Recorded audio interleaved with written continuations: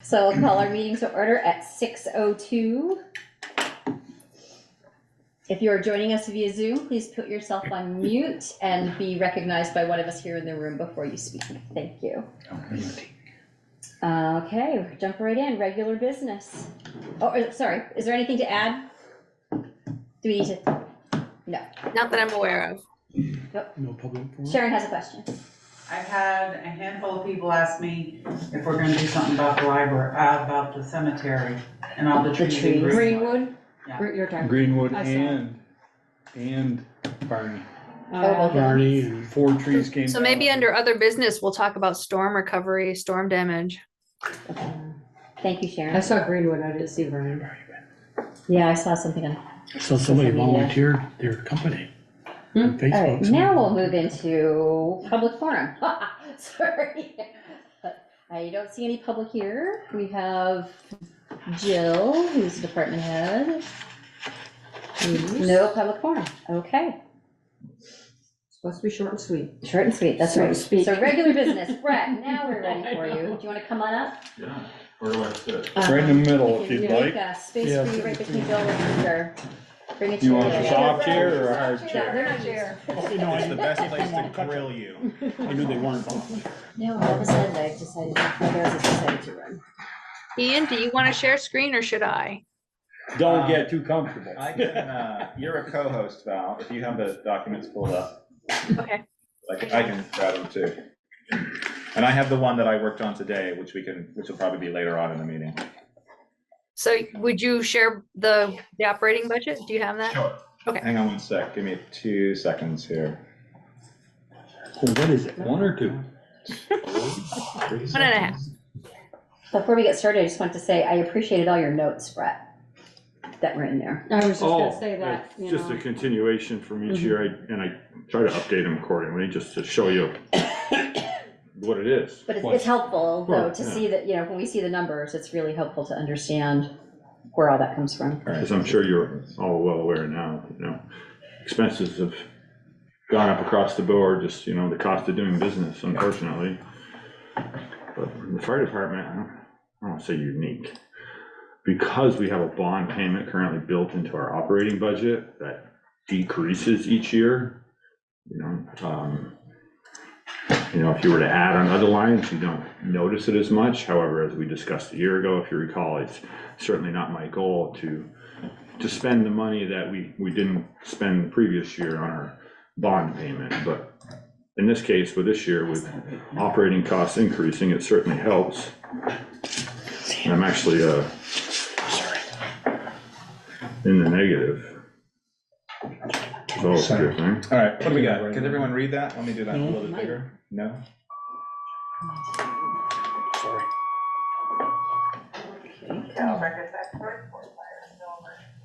Let's try this down. Where's your revenue line? Everybody else got a revenue line. Only place we get revenue is in the form of a donation, which is. You don't want to. I'm just picking. I know. I look okay, Val? You can read that? Okay. All right.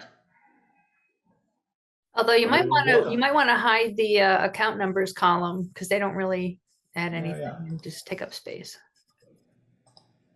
Okay. Sweet. Do you want me to go through line by line? How do you want to do this? Or I do think you can just have specific questions for me? I mean, if you have a discussion that you want to have, just in terms about your budget overall, and then we can take a look and just see. Highlight a few things. Yeah. So for those that aren't aware, whether in the room or listening out in virtual world, so your firefighters are compensated the state's minimum wage for services they provide. And when I say services, that means any emergency incident in which they respond to, and their required training by the Vermont Fire Academy to keep their certifications. Yeah. And a couple of in-house items, such as firefighters are responsible for, I don't want to say maintaining, but providing some services for the facility on a monthly basis. Like in the winter months, the firefighters are responsible for keeping the sidewalks and the front of the doorways shoveled and salted et cetera, taking out the trash, things of that nature. So there is an increase in the state's minimum wage, which is anticipated. So it's up from $13.18 in 2023 to $13.67 in 2024. Not a significant amount, but it is still an increase. So that's where that number comes from. No changes in our annual dues. The membership dues that the town pays for your firefighters at the local level for our regional mutual aid fire association. That's the Addison County Fire Association. Our Vermont State Firefighters Association. Let me back up. Should preface that by saying you do get something for those dues. At the county level, the county puts on trainings throughout the year for firefighters to participate in. They pay for instructors to come, which obviously is the cost associated with that. I'll give you an example. Just a month ago at the VFW in Middlebury, they hosted a Vermont Fire Academy training on lithium batteries. Anybody's paying attention, lithium batteries they're out there, they're a good thing, but they're very dangerous when it comes to emergency services. Right. So it's certainly shed a lot of light for me personally. It's one of those calls I am not looking forward to the first time, but I do feel that much more prepared, as I'm sure everyone else, to include the gentleman to my right who was in attendance that night. But yeah, it's just a new challenge in the fire service. For that particular thing, do you need additional equipment to handle if one of those is on fire in a car or in a house if it's a battery backup for a house? That's bad news. Yeah, there are things out on the market. Obviously vendors latch onto this type of stuff, and there's significant price tags associated with it. When it comes to a lithium battery fire, obviously we're talking about something small for, say, an electric bike.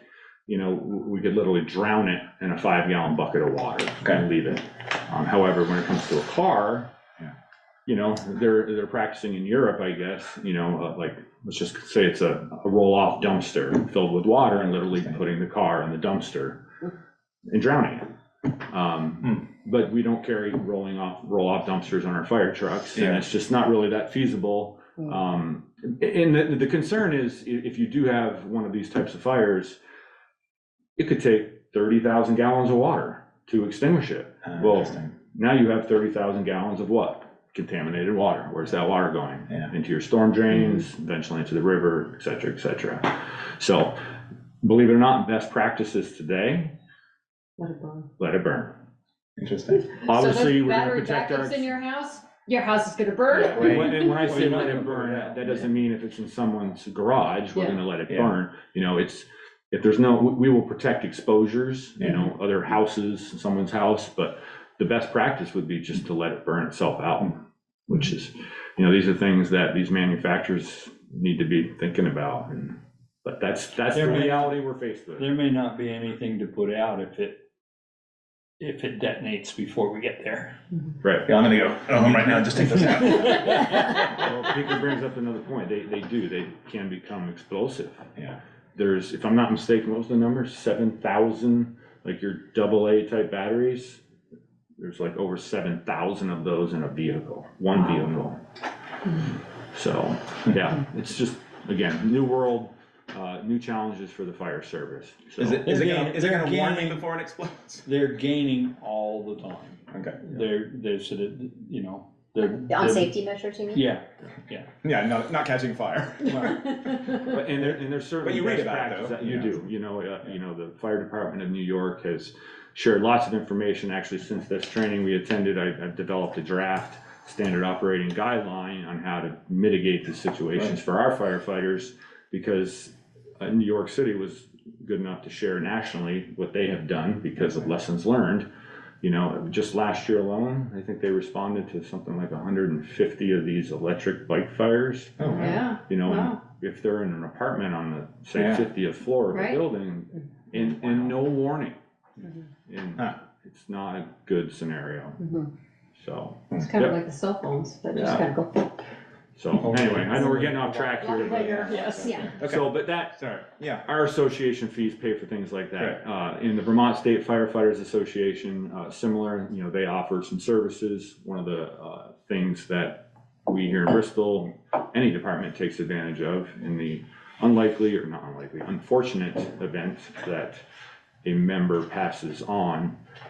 There is a death benefit tied to that $16 per firefighter annually that is paid out to the family, whoever they designated. So it's not a tremendous amount of money, but it's a few $1,000s that certainly helps with associated costs when someone passes on. Okay.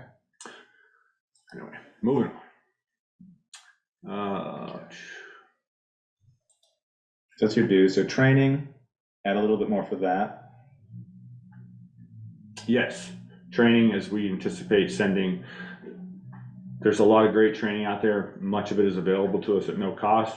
However, there are some really great trainings that, in order to stay compliant, get up to speed on current practices, we'll say send 2 firefighters off to a training.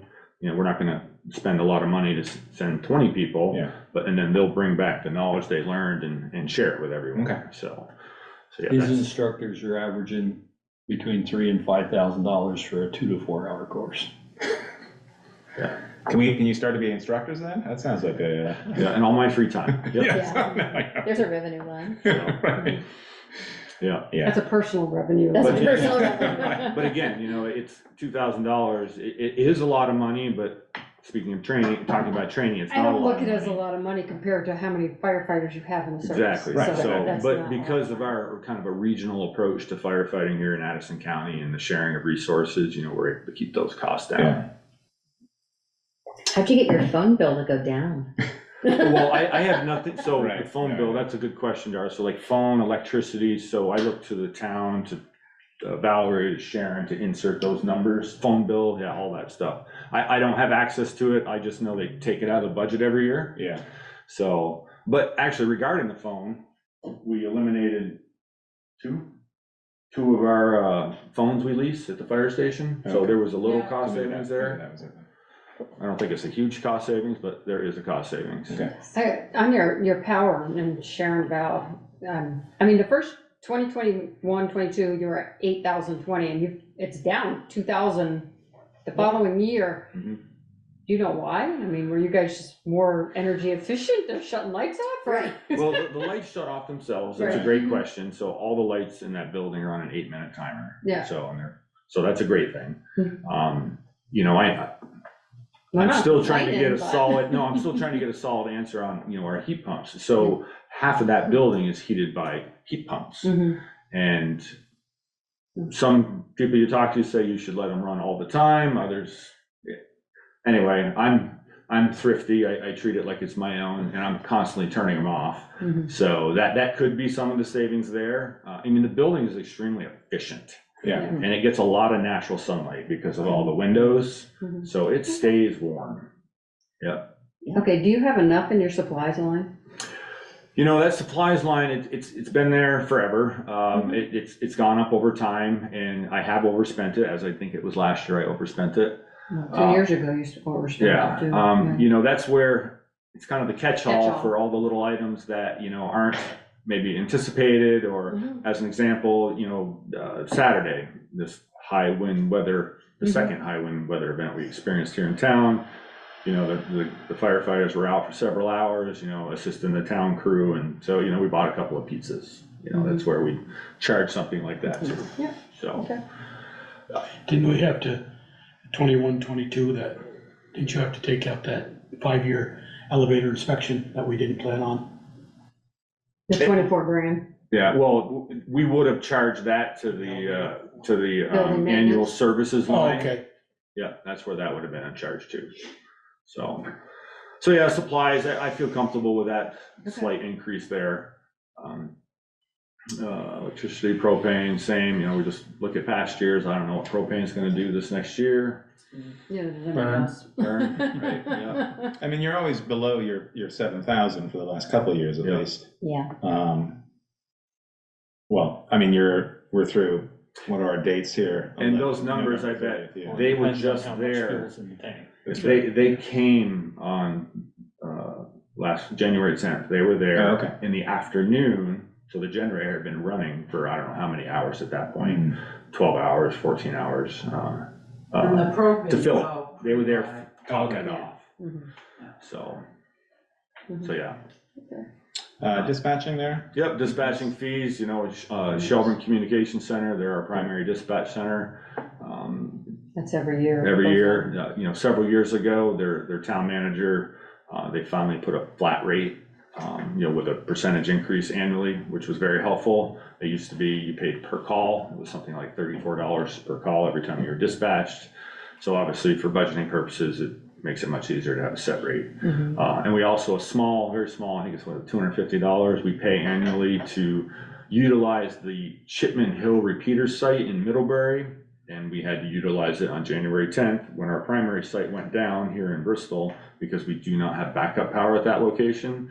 We have to switch over to that site, so we're still able to communicate with our dispatch center.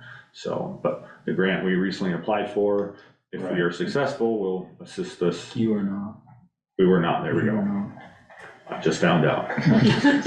That's a shame. Hot off the press. So, No, because you had that, because it would have required a archaeological, whatever it is, because they're Really? doing something with a building. Yep. But you're in the building. I know. I asked Eric about it. That's how I know. it's very unfortunate. That's weird. We didn't Put the generator, support any generators in that put the round. generator. How in much the- how much was it gonna cost you guys That, to put the backup power to? I can't It remember. was what the about guy was for. 17,000 for everything. everything, Generator generator, in the the heat building. supply. So wait, so if you- Archaeological. With the archaeological. It wasn't a big deal. The archaeological isn't a big deal. It would have sailed right through. But since this was reallocation, everything has to be done by July. Oh, okay. And there wasn't that. There wasn't They enough felt there time. wasn't enough time to get Okay. the survey done. Everything else could be done easily, but to I get the see. survey done in time to be able to spend the money Okay. wasn't gonna happen. So anything that needed that survey didn't get funded. Well, we'll try again. And we have a grant writer on staff, so maybe she is able to find Well, a pot of money that I maybe. don't know if we're talking about capital monies tonight or not, but if we are, we're Yeah. definitely gonna revisit this. Yeah, and topic. I see one of your lines there has the, moving hopefully away from that at some point, that location. Yeah, I was gonna ask you, I know we at one point were talking about putting a tower here. Has Right. that kind of hit a wall, or are Well, you guys I'll still leave it up to working? you, Michelle, but if you guys wanna table this until we talk about capital, that Okay, would be, Yeah. That's fine. well, we can go through this. Yep. Mhm. All right, building maintenance. Mm-hmm. Let's see. Yeah, these are, planned annual Yeah. expenses. Like you said, everything's just a little more expensive. Yeah, everything goes up each year, the cost of doing Yeah, business. you of haven't course. gotten your elevator. I New didn't get contract. anything No, new a new about that. contract was sent to the town. It hasn't been signed yet. Okay. That dollar amount is reflected here, but that would be in annual services, I think. Okay. Yeah. The number of visits have gone down, but the price has gone up. So they told us at work. It's the building, building maintenance, there's the planned building maintenance, but there's also those unforeseen expenses. Example, so a couple months ago, we were having issues with the radiant heat in the slab of the garage, and we had a bad circulator. And, that was like I think a $1,500 part, then of course it has to be installed. And then we had another expense recently. We actually had a water leak. And it was interesting, the plumber, who was extremely good from Jackman's, it's amazing how he called it. He says, yeah, you got a small leak in your radiant tubing, and it's most likely due to a nail or a screw head that was put in 7 years ago. It nicked the line, and after 6-7 years, what do? They rust, they rot. So what was like a makeshift plug, unintentional of course, is deteriorating, so now it's leaking. But he found it was in the closet in the wall going up to the second floor. Oh, wow. So very fortunately, we had to cut a piece of sheetrock out in the closet. But they found the leak and we didn't have to do any major. Floor stuff, yeah. Yeah. Well, 'cause then you had the black mold issue, Oh, right? thank you, yes, the black mold. So, Not forget Thanks, about the black thanks for that mold. reminder, Val. back to the unplanned expenses. That's what I'm good for. But, it's a trade-off too, because, should I have do I have another line in there in building maintenance? I do. Last one for 1,000. Using the black mold as an example, the insurance ended up covering that. I fought it pretty hard, but, also there was a lot of volunteer labor involved there. Your people in your fire department, this guy to my left donated a lot of time mitigating that, How did that particular thing happen? The black mold? There was what's that thing on the back of the freezer? Freezer, the coil. Coil. The coil was leaking. Just So- over time. Yeah, and we had it serviced since, and what we did as a mitigation measure, we had Murphy's Metals built a pan. Condensation. So both our refrigerator, they're on wheels. Right. The refrigerator and the freezer are in a pan now. It's So just a- should that happen again, something's gonna catch the water. Good. And there's a little alarm in the pan that when the water hits it, Okay. the alarm will go off and tell us So- we need to go over and check something. Great. All righty. 2 o'clock in the morning, get that Call little fire alarm going department. off. Well, the pan's an inch and a half deep, so it's Okay, quite a lot of that's water. great.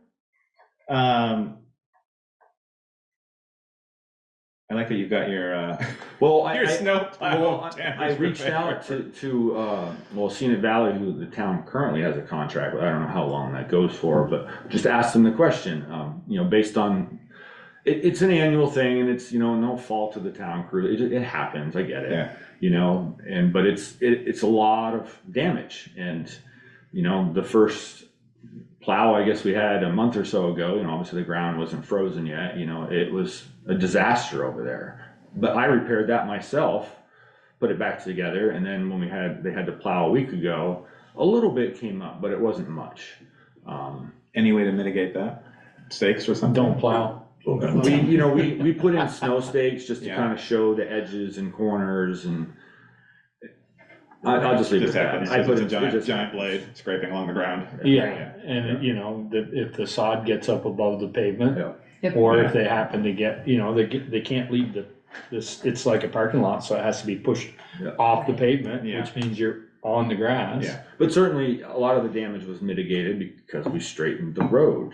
Right. So, because there was a lot of the damage annually. Yeah, curving around. That's not an issue, so that's a good thing. And that road has been okay in terms of it's Yeah. a little bit closer to the brow of the hill. It right is, there. and certainly it no You can different see than it around the was corner before. better, though. Yeah. It's like nothing never different. fails, right when your brain tells you, all right, I'm gonna turn left now if I'm heading west. Right. As soon as you start to turn, doesn't a car come over that hill? It would never be an issue if folks were doing the speed limit. Right. But Which they should be. There's a speed sign right at the top of that hill. but they're not alerted to that until they get around that corner. That's right. So, but that speed limit sign has been on. Anybody Great who thing. lives here knows where that speed limit It's sign a is, great but they thing. just I really ignore think, I it. really think it helps. They don't wanna read the message on the speed limit Yeah. sign, so. Right. Okay. What else do we have? Yeah, Your custodial going into yeah. Yep, and now those notes where it says move budget line, we did that a year ago. Yeah. So we Yeah. can So clean this you up. guys. Well, we usually keep decide. it because Yep. it's in 3 there. years and Yeah. then it'll go away. Yeah, where we kind of combine those things. Yeah. But why is the workman's comp up? Did we have some You'd issues? have to ask Valerie or Sharon or Those numbers. somebody else. That those are comes from the numbers I state don't or insert. from our Right. VLCT, if I Okay. recall. Valerie, do you know why? VLCT has their own calculations of how they come up with those numbers, and we have issues with some of their numbers from other sections of their allocations, but it's based on experience, perhaps, past injuries, past claims, and then it gets reevaluated over time. Yeah, Okay. and we've certainly had a few workman's comp claims over the year, even just recently, it happens, it's a high-risk occupation. But the accident and disability insurance, that is pretty much a set amount, that's Gaines Insurance out in Virgins, so that's our accident and disability insurance, just a little extra protection for our firefighters. Come the tower cost, the communications tower went down. Well, Peter, that's a great question. I'm not gonna say it went down, as Sharon will attest to, communicating with this national company is next to impossible. We were told we have a lease with them, we know what the annual cost is, they tell us what the percentage increase is gonna be every year, and we build that in the budget, but as the numbers show, we're not necessarily hitting it, so I backed it off. Okay. Um, So it didn't go down, it just, we were over budgeting, Yes. over budgeting. appeared to, but who knows, next year we could We be, could be under. right, Well, but you said they also, there's a certain percentage that goes up each year. Yeah. 3% every year, so. And so you pay what they budget, what they send you a bill Yeah. for. We pay monthly, Sharon? Yes. Yes, monthly. It's around, I think, $363 is ringing a bell monthly. What was my up to 4% for later discussion? That was from last year, I guess. I believe that. Yeah, it was probably tied to the whole tower thing. Right, okay. So, Radios and pagers, that's level funding. okay. Is that part of your equipment budget? Or So, is that outside? Well, we had that's radios and page. Can you expand that first column a little bit? Yeah. It's in the parentheses there. Maybe. I have it right here in front of me. Come on. Thank you. A little bit more. A little Okay, bit repair and replace. So there we go. every firefighter's issued a pager. Yep. You know, those pagers are currently $475 to acquire one. And, you know, they do break and have to replace from time to Yeah. time. You know, however, we, the town, have been successful in years past with Homeland Security grants and getting funding to replace these. But, you know, our pages are starting to date themselves. Okay. And we are starting to see more and more issues. So building and replacement. And I do, just because of donations, I have built into my capital plan the acquisition of some additional Okay, portable radios, because in a perfect world, every single person in that fire department would be issued a portable radio. However, the cost of it's not feasible. Yeah. But due to our success with grants, acquisition of radios through, you know, state surplus auction sales, you know, pretty much every firefighter does have a radio in their hand, but those are very dated. So, but the fire service radio, one that you would want your firefighters to have that were going into a fire, smoke, heat filled environment, they're extremely expensive. Yeah. You know, they're over $4,000 for a portable one handheld radio. Yes. So I have a couple of those each year, and then purchase a few pagers to keep those going. We're actually, we just took delivery of them. Eric hasn't given them out yet, but we're actually trying to go in a different direction regarding brand. We're moving away from Motorola. but it looks like there is no actual for this past year, but you did buy them? We just haven't. Well, a lot of the fire departments planned purchases as we go down and we get to like personal protective equipment. We wait until the end of the year, the end of the budget year, to make those purchases. Just because, you know, if we are in a difficult situation, you know, You can adjust or we whatever. could, Okay. maybe hold off on something. That's why. Yep. Is that bond payment, is that, I Is it think that needs to be corrected. I just looked into the capital budget information and, let's see, where, Well, we always budget a number and it always seems to be less than what we budget. you can call the bank? well, it does decrease over time. No, it's not. Well, I gave her the information for the primary payment. The interest, they will not give you. It just depends on what's going on, when they charge us interest in February. Okay, So is it more than likely, Valerie, that number will go up? Yep, there it is. Where'd you pull that number from, Valerie? From the capital improvement plan. I have the amortization schedule. So no one's called the bank and asked? Yes, I called the Yeah. bank and I sent out an email saying what the primary payment would be Mhm. in August. They won't give us the, interest payment that's due in February. okay, so that, you're saying the number that Val just put in, I have no idea what, oh, okay, I don't remember what the number was, I'd have to look at It the. Well, was- how could last year be 110,432 and this year be 121? It's two different payments. Principal and interest get billed separately. Yeah, one's in February, one's in But August. still, why would the payment go up? I mean, if Yeah. we're paying down on a bond. It's actually going down, because Well, last not- year's, Not if Not we paid according to you. 110. hold on. that's not a complete. That's only through November. No. Oh, that's the actual, okay, gotcha, Right, gotcha. right. So it is going down, it's going It's down. going down, yeah. You can But see from what's- the prior years, it goes down a little bit every year. Yeah, okay. Yeah, but our 22, 23 actual is 117. I wouldn't trust that right now. Okay. Let's just put some question marks in there. Yeah, it's probably in the same category as the 110. Okay, Something didn't get logged. all right. And again, that's another one of those numbers I look to the Right. staff Yeah. here to insert those. And the number that was there, that 110 was the number Sharon you had provided me with. So, but it obviously did not reflect, I Okay. guess, an interest payment. Yeah, the 110, Oh, there goes my budget. 431. Yeah, there goes that $20,000. What we paid in August of last year was the 110, 431, and we haven't made the February payment for this same fiscal year. Okay.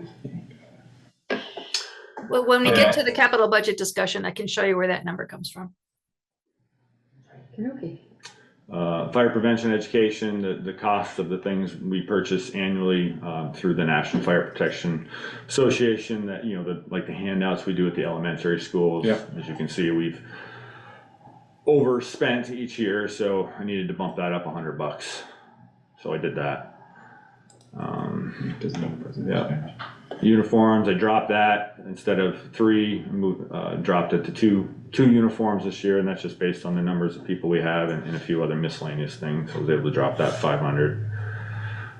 The personal protective equipment, that's one of those items that went up significantly. I want to say it was like 10%. The cost of a set of firefighter protective equipment, their turnout gear they wear. But because we've done a good job at rotating gear out, I was able to eliminate the purchase of, instead of 3 sets, which we have been getting annually, we're down to 2. But, you know, there are other items that need to be replaced, some boots, some helmets. So little decrease there. When did you change the fire uniforms from 2,500 to 2,000? Because the one I'm looking at still says 2,500. Which one's this, Michelle? Your uniforms and apparel. You said you dropped it by 500. Oh, I was still talking about PPE, the personal protective equipment. No, but I was talking about the one above that. You said you dropped it by Didn't I? 500, which you did there, but You the budgeted one I'm last year. looking at that was online still says 2,500. So I didn't know if that happened wait, after. because I did it like an hour ago. Oh, okay. I was going through these numbers again. I'm like, here's another place I can save.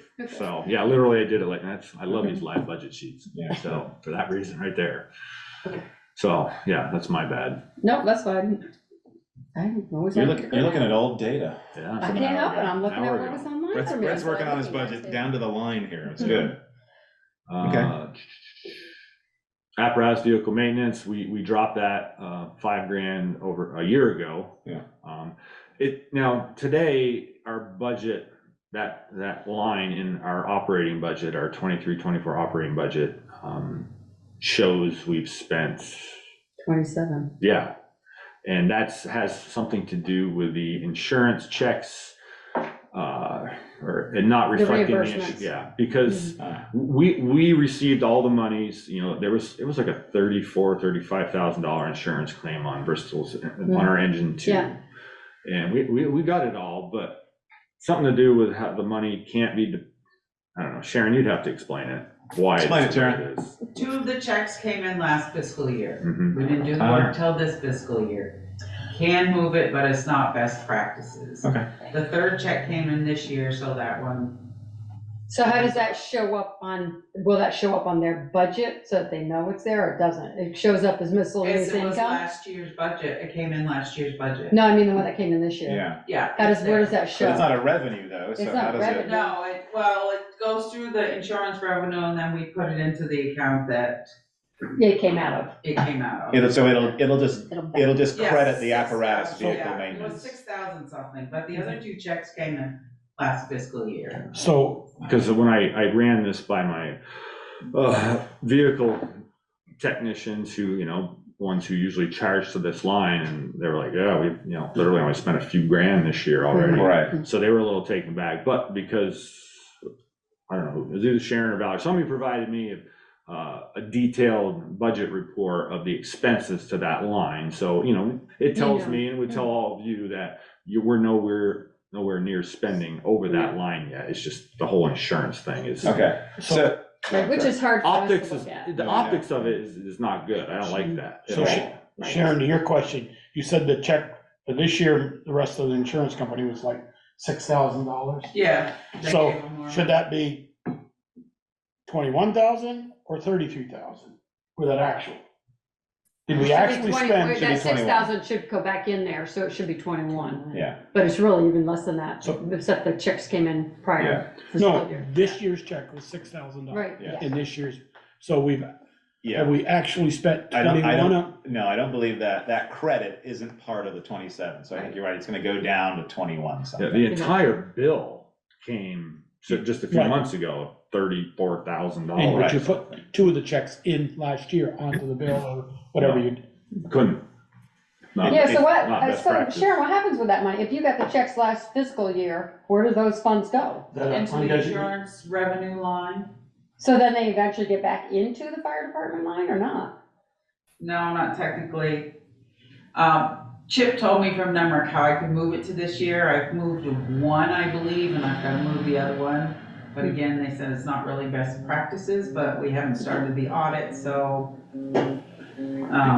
that I can move that in there so it would reflect the, I guess, Yeah, Yeah, I mean, if it he just, changes because you that don't wanna number to, lose that as part of your budget. right. right. he changes that to 21, he doesn't have a 3% fire department increase in his budget, does he? He has maybe or 2%.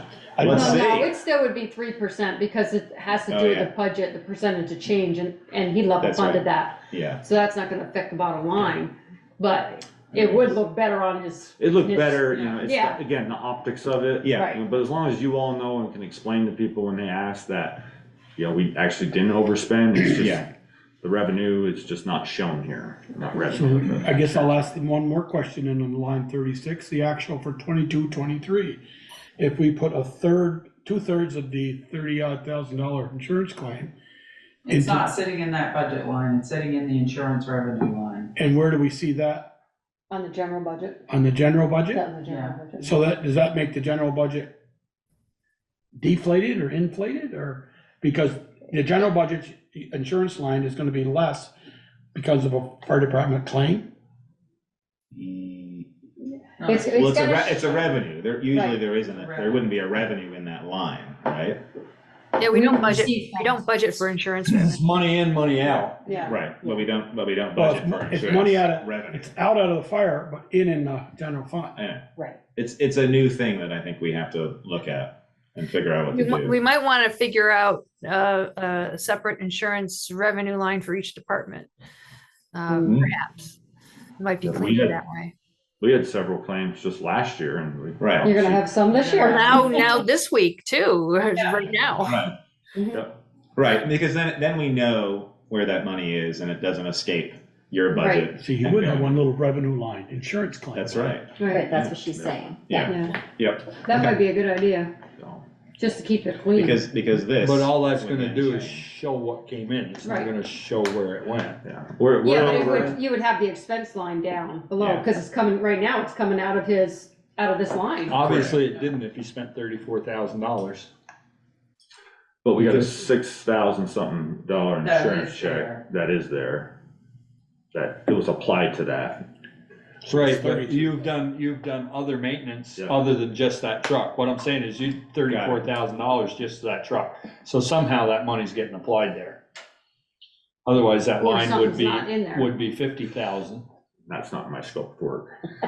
I'm just, Figuring Right, Trying no, to- you're right, so yeah, if it's only 27, there are numbers that haven't been applied to that yet, is that correct, Sharon still has one that hasn't Can been you bring moved, up- she said. Well, no, not a credit, a cost. Ian, can you bring up line 3060? Of course, you've got The code, the accounting number? Maybe, how do I unhide? Right, click. I'd like to have that number, Sharon look that number But up. I did, see So that? Ian is the category. But you didn't that has hide it, the Ian, you just. Account numbers in it. No, I didn't, I You hid it. shrink, you just shrink Oh. A. Can you get the number, Brett? Oh, yeah. No, because A isn't, They're oh, not no. shown here. Ace. He is. Oh, He's is where it's- hiding I'm just- looking at the It's same just hiding, spreadsheet yeah, he's it just manipulating. makes- so Oh, just it's moves okay, along. you're Oh, so watching. it's not actually Gotcha. hiding. Gotcha. Oh, okay. So whenever he moves, this is moving. Yeah, gotcha. You got it there, Joel? Yep. Okay. Wait, so I'm gonna do this again, so if What's the I, account number for that one? it's, 9590. 12/6/24/9590. What were all the bills paid for 22/23 in that line? So it's 001, 006, 009590? No, 12/6/24/9590. Sorry, I thought you just needed the four last numbers. If they're all the same, if you're looking up in a sequence. Oh, right.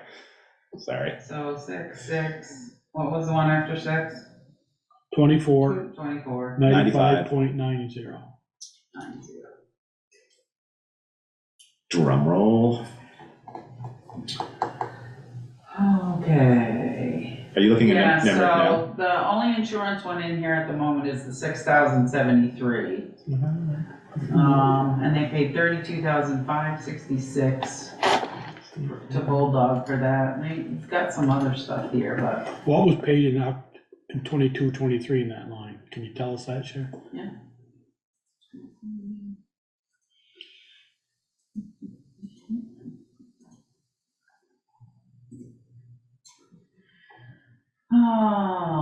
Looks like 14,811. All right, That's so what's it's accurate.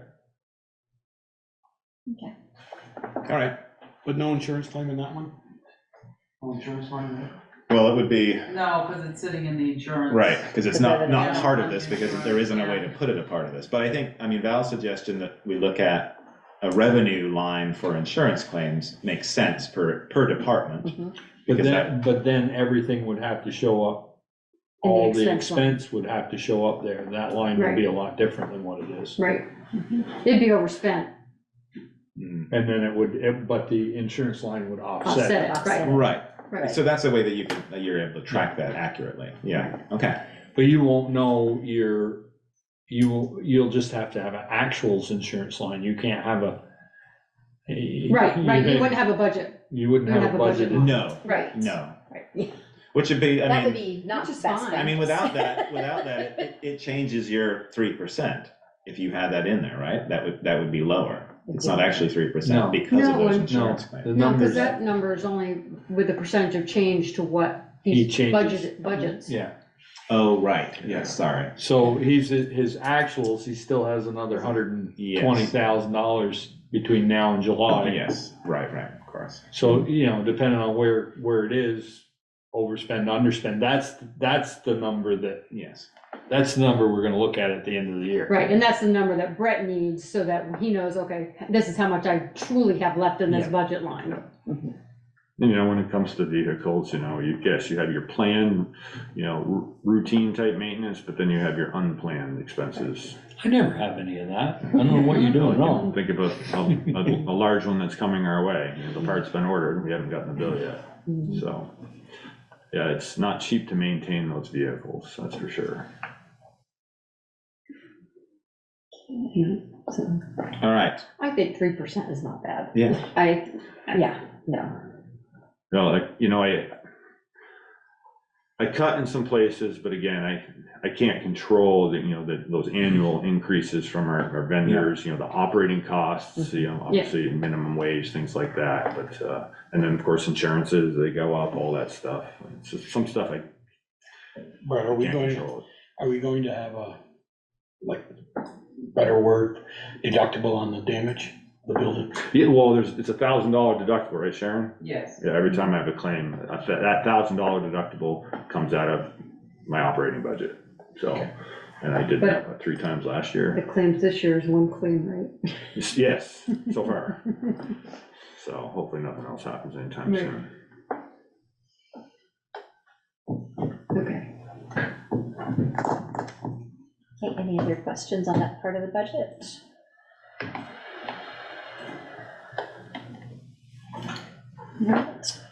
So this is just the fire department's capital equipment fund and their capital apparatus fund. So Brett had this in a slightly different format, just reversed in terms of the date. So I formatted it just as we've done other capital funds, so it makes it the same as you look through the town report and as we do budgeting. Can you But all the numbers- enlarge a little bit? Sure. Or, yeah, scoot the, I'll enlarge it. So it matches and is more easily understood. But these numbers are copied across from the one that you provided in 2023. So that I updated those this afternoon. So those should all match what you've had previously. So that's what we're looking at in terms of the annual appropriation each year. Ian, do I have of this version or access to? No, but you will by the end of the evening. I'll send it to you, and then we can put it up and get that as a live link. Okay, thank you. Yeah, the spreadsheet I emailed Valerie and Ian 30 minutes before I came down here was the one I had been maintaining for years. Okay. And I was working with the numbers because I wanted to get to a place where, at least looking at the current fiscal year and the information Sharon provided, so we knew tonight what the current balances were of each of these two accounts. Right. So if you all remember from last year, we received a very significant donation from an estate settlement. And they did say there would be a second payment, a final payment this year. And, kind of like, obviously I'm not waiting around for it all year. And then in December, they reached out and like, be looking out for a package from FedEx. And another $120,000 showed up. Sweet. Yeah. Wow. So it totaled like $220,000, the donation. It Awesome. was just generated, it's not even the right word. Right. Right, and we've got the previous two, so I've added, a new line that wasn't in this originally was a donations line. And so I've added that in, and just from the information that I had, this was 43,125, and I put it in it came in, I think, Sharon, you said it was December of 23, is that right? Yes, I think the that's most recent one. Right, so I put that, the most recent one? So or in the- December of Yeah, this is 22, a Oh, yes, that's right. second tranche. we deposited over $94,400 in December of 22 into the capital equipment So that would account. be the one. So do I want to move this then to put it, No, because it's two separate ones. No, so in 2022, 23, you got the 90,000 plus up here where Ian is, the prior year. Yeah, oh, there it is, right there. Right. That's where you would have put the 90,000. 94. well, that's what I want to make sure of. What's that trade-in resale? That's that number, 94,400 right there. The bottom, That should go. Oh, so that was your, that's the donation. oh, got it, okay. So let's just put that Watch this. here and then take that there. Okay, that's what that was, great. And so that was the previous one for this year, that came as just one credit or one amount. So And then Wow. the latest one is this, and then there's also the other half of that, or the remaining of it, which is in the apparatus. there were a total of 5 checks. Oh, okay. Yeah. Two came in December of 22, and the entirety was deposited into the capital equipment fund, which is that 94,000. Got it, okay, thank you. This year, 3 checks came in December of 23 of varying amounts, the largest one being that 82. So Okay. that one went into the vehicle fund. Okay, And which should the be other two, which totals that 43,125, Got it, went all into the right, equipment. yeah, so I shouldn't ask for a Okay. separate check, I should ask for Okay. a total amount. Okay, so we're good here, so the 94,400, that's that previous one, that was this year, okay. So that changed the numbers a little bit. The number that Sharon had provided us, I mean, if I'm looking at the right number, our balance today in the capital equipment fund is 121,464.12. It's 123, 168 you have. Yeah, We're close. yeah, right, there's obviously, yeah, Those are Ian's numbers. Ian's number, it's gonna be slightly off. No, I mean, it should be as accurate as the form, but maybe you have it slightly updated in terms of these amounts or costs or something. Okay. And then looking ahead, so we're looking at 24, 25. And so if we look down here, we've got, there we go. Oops, maybe I'll just get rid of Well, that. what were we buying, what are you buying this year? Well, that's what I'm looking at here, so here, Vehicle yeah. So- With this donation, there's always things you would like to do, there's an expense tied to them, and you always put them on the back burner. Like a gear dryer, something I really our fire department really needs. It takes days to dry a set of turnout gear. And when you don't have a second set of compliant turnout gear to put on a firefighter, and you happen to need that stuff during that period of time, Yeah. it's just difficult. It'd be nice to expedite the drying time. So, but well, here we are, we're talking about fire service and dryers, we're talking about a $7,000 or $8,000 expense. Yeah. So that is not reflected in here yet, but what is reflected, and yes, it's a vehicle, and I'll explain why I put it in here, not the vehicle plan. So over the years, we, the firefighters, we use our privately owned vehicles for many things, to include driving to trainings. We use our privately owned vehicles to go install smoke and CO detectors in people's homes. We use them to bring dirty fire equipment back after calls in the middle of the night. We use them to drive to Rutland Town to take a class 2 nights a week for 9 months. Just last year alone, we paid over $3,000 in mileage to 2 firefighters just to go to Rutland Town and back. We had at least one vehicle damage claim. One of our firefighters' vehicles was damaged when a piece of equipment had a call, because we're using it to transport equipment back. Dinged it, and well, there's our $1,000 deductible. It's a given. So, and instead of driving a $500,000 fire truck to go install a smoke detector or somebody's POV, having a utility type truck, a pickup truck to do those types of things would be a really great thing. And the reason, again, I put it here is because I don't want it to be looked at as a reoccurring expense, because we've been given this gift. Here's if whatever we were to purchase, maybe it'll last us 20, 25 years, like our other vehicles. Yeah. But I don't want it to be a part of a replace. I don't want it to be in a replacement plan. Okay. That's why I put it on the equipment side. That's why a year ago I chose to put that $94,400 in this account, for that reason. Got it. I'm not here tonight to ask you for your permission. I guess it's a good time just to kind of plant the seed with you all. I guess generally looking to know if you somewhat support the idea, so we can start looking at options.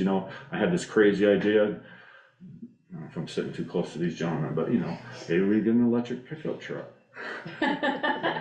No, seriously, because we have an indoor facility. However, I also know there's issues with electric vehicles when they're not driven regularly. Right. And limitations of how far they can go. Yeah, that's the one I'm not so concerned about, but it's the Hybrid. lack of use. But Right. but you take the storms we've had Saturday and last Wednesday, all the running around we were doing, where a vehicle like that would come in handy. Yeah, you had, It's a vehicle you would utilize to transport firefighters Yeah. to an emergency if you needed that additional space, but it's not critical if it wasn't there, because it transported firefighters to a class in Rutland Town. Yeah. It doesn't carry critical equipment. But it's also part of a longer term plan once we get into the vehicle side of things, because, and these are just ideas, the cost of vehicles, as you all know, are going up exponentially. It's just ridiculous. It's the best word I can come up with, especially when it comes to these fire vehicles. Yeah. Our vendors are telling us, the ones who, delivered the $625,000 truck to the town of Bristol, which, because we have a capital plan, we had the money to buy it, which was wonderful, but he told me, our salesman, the day he delivered the truck, if you were to order this truck today, it would cost you $700,000. Plan on a 6 to 8% increase annually. That was just one vendor. Other vendors have say 10 or 12. And it's not sustainable. And so it makes you look at our business, how we operate, how we utilize our vehicles. And if you're reading the news at all, like the city of Virgins is looking at purchasing a couple of new vehicles, one of those being a rescue vehicle, like a heavy rescue truck. And if I'm not mistaken, that price tag was somewhere around $1.1 million. So because we have 2 pumpers that have, a lot of storage space in our capital vehicle plan, we have the replacement of what we call our mini pumper today, another quick attack type unit. It's my long-term goal. Again, this is just me thinking in a silo at the moment. I'm not going to make any decisions, but our current heavy rescue vehicle, we would not replace that. the equipment that's carried on that truck would be dispersed amongst the other vehicles we have. But we would definitely need some type of a vehicle to transport people, because heavy rescue today transports 5 people to any given emergency. More than just a motor vehicle crash, we take it to everything, because it's like our utility truck, because we sold our utility truck a few years ago. But again, it's all about, we wouldn't be lessening the amount of vehicles we have, but we'd be lessening the cost of the vehicle. So instead of, let's just say, a $1.2 million vehicle, we'd buy a $50,000 vehicle. Yeah. That's the difference. Okay. So it's just thinking outside the box. You know, it's the regionalization concept in the fire service. It's a difficult conversation for many to have, because you have to be open-minded and look to the future to know that we have to think this way, because financially we can't continue to operate the way we are operating today, because we'll just put ourselves out of business. You know, we have to learn to do more with less equipment. We have to learn to share resources, you know, with our neighboring towns, which we do today, don't get me wrong. But, you know, as I jokingly say, you know, we all want one of everything, but we all don't need one of everything. So again, it's just really looking at the fire services we provide, and how can we do it differently, more cost effective. For your utility pickup truck, you have room in your location? Yes. Okay. Yep. You know, the electric vehicle is an interesting one. Obviously, there are models. Ford has the Lightning. There's Rivian as well that have their thing. I don't know what the carrying capacity of that is. I haven't looked into it at all. It's just, because we have this luxury of having a heated building to keep our vehicles in, Right. That's more enticing. But again, you know I have friends who have electric vehicles, and because of their line of work, you know, they don't drive their personal vehicle all the time, and they've had issues because they're not running it. Right. So I'd have to do a lot more investigating, but it was an idea, you know, Yeah. trying to be environmentally It could be responsible. hybrid. Huh? Or hybrid even, yeah, sure. Right. Yeah, but a hybrid, you wanna make sure you get a plug-in, because my sister has one and it's the same thing. If you don't drive it, Right. We I would mean, certainly do our due diligence and our homework to, you know, what would make the most sense for us, Right. how we're going to utilize it. So question for you, Brett, I know you don't want this in your replacement plan for now, but what would you do? I mean, because once you have this, your guys are gonna get used to it, so you're gonna want it I think you eventually. deal with that 20 years down the road. We dealt When with none this of us once. are sitting at this table. We dealt with this once Maybe me. before. We had a vehicle that we used for this purpose, and it got to the point where the expense to repair it was more than what it was worth. And at that point, we made the decision. You know, Brett and I were in charge at the time, and we made the decision that now wasn't the time to do it. I see. And we let it go. But it certainly did everything he's asking to do here with it. Okay. And, you know, Paid for I itself. think given the circumstances, he's on the right track. I mean, if you're looking for something that's gonna last 20 years, it's probably not the electric one, right? I think it's too early to Right. tell what that's gonna be. So my inkling would to be explore traditional fuel, gas for this, because they've got decades and can stand behind that, you know. If you've ever looking at the years of our vehicles, you know, we do a really great job of maintaining them, keeping them clean, exactly. which is essential to keep the bodies in shape. But, you know, we're driving around today a 1993, a 2001, Right. a 2009, and there's nothing wrong with them.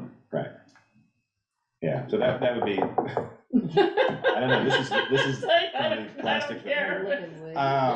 Yeah, but I mean, so that would be, my recommendation would be, even though I like the idea of electric, it's just, Not feasible. yeah, and the potential costs, like, I think Hertz they're getting rid of their Teslas because of the cost to repair, mostly from accidents, just the bodywork and stuff like that. Like, yeah, it was a great idea at the start, but now Well, the batteries right now, aren't they a 10-year? yeah, They're saying 10-year life, so that just doesn't make sense for what you're doing. Right. I guess really, exactly. and I also say it because I want you guys to know that, you know, we think about this stuff too. Yeah. We know Oh, the yeah. world is changing, and And, you know, take for instance, Saturday morning, you know, there were 4 or 5 going out in the truck we just purchased in August for $658,000, going around helping the town crew cut trees out of the yeah, village streets.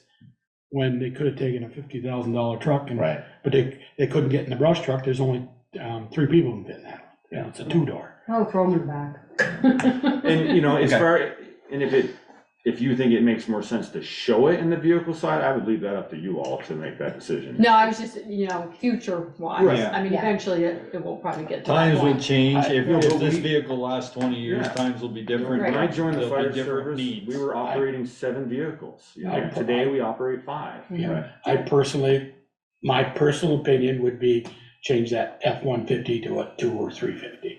Because you always put Well, stuff I on. will go to the fire department. Right, you always and put ask stuff for on, you never input. take stuff off. Okay. And for weight wise, and that So would be you- my so this only is- recommendation. So this is for this year, you purchased before, I put it in here, you know, and hoping to get support at some point, but like I said, I'd mentioned the idea to the fire department, but, you know, if I have an idea that the select board is open to the idea, I will go back to the department and ask them to all, you know, think about all the things, all the ways this vehicle could be utilized, from towing our enclosed trailer that hauls our antique fire truck, Which how it would be I've used. told what it would all be the around the best state, vehicle. never got a dime for it with my Well, truck. I guess my opinion is this is found money, it's not taxpayer Yeah. money. Well, yeah, so- and that was why I don't, So, not that I mean, wanna I have no blow it or problem with waste it, right, but I just think, I look at all the I mean, it's times. an opportunity for you. It's an opportunity, exactly, that's a nice way to put it, it's an Yeah. opportunity, so. Yeah, and the same thing with firefighters using their own vehicles, it's like, yes, it'd be great if we had the amount of vehicles that are needed, but I mean, Bristol's this is a firefighters small ask, I Title think. to mileage Yeah. reimbursement, should they choose to put, they don't, they never have. It's in And it's- town policy, however, I proactively went to these 2 particular individuals, you know, because we don't offer the initial training program in Addison County every year anymore, it's every other year. So if you join in an off year, you're gonna drive to Rutland County somewhere. Yeah. And, you know, we can't ask these working people to spend their gas to drive all, I mean, it's just You said Yeah. 2 nights a week for 9 months? 2 nights a week for 9 months. Yeah, that's a big ask. To Rutland instead of Millbury. Right, Yeah. big difference, big difference. Yeah. Okay. All right, so that That's was that, exciting. Yeah, so let's, and the only other thing in this capital plan that I think is of interest that we started to talk about in the operating budget was I did down the road budget that, well, maybe that yours doesn't show it. Yeah, right there. So that $50,000 to perform some feasibility study. oh, yeah. So that was Yeah, put I in suppose. there a year ago before we even had this idea of putting a tower up behind the fire station. And to be honest with you, you've seen some of the email correspondence. You know, our new neighbor out back, David Blittlesdorf, is Yeah. that right? Blittersdorf, yeah. Blittersdorf. He and another gentleman who was working on an initiative to install an FM antenna somewhere, and he needed a place to do it. So, you know, he caught wind that we might do this, and I said, yeah, we talked about it, but then we realized there were several roadblocks in the way, and one of them being it's a zoning thing. Right. And I said, I'm all in favor of it, but tackling that zoning thing, you know, I'm gonna look to the select board. If this is important to the town, you know, because potentially there's a cost savings down the road, because we don't want to keep renting at the tower here in Bristol, and it could be a revenue generating source at some point down the road, Yeah, or if the town has other needs. I certainly like the idea, I just, taking on the zoning battles and all that stuff, that's Yeah. just, No, I need you I people think to that do was a that. conditional use thing, and It's a public good or Good, something, right, there's yeah. ways it's to around do it. with public good, and, yeah, I there's guess- ways around it, but. I know it's important to you all that we continue to look at this, and it's to me, so I guess at this point, I'm looking to you all for a little additional guidance, like, hey, Brett, we really wanna do this.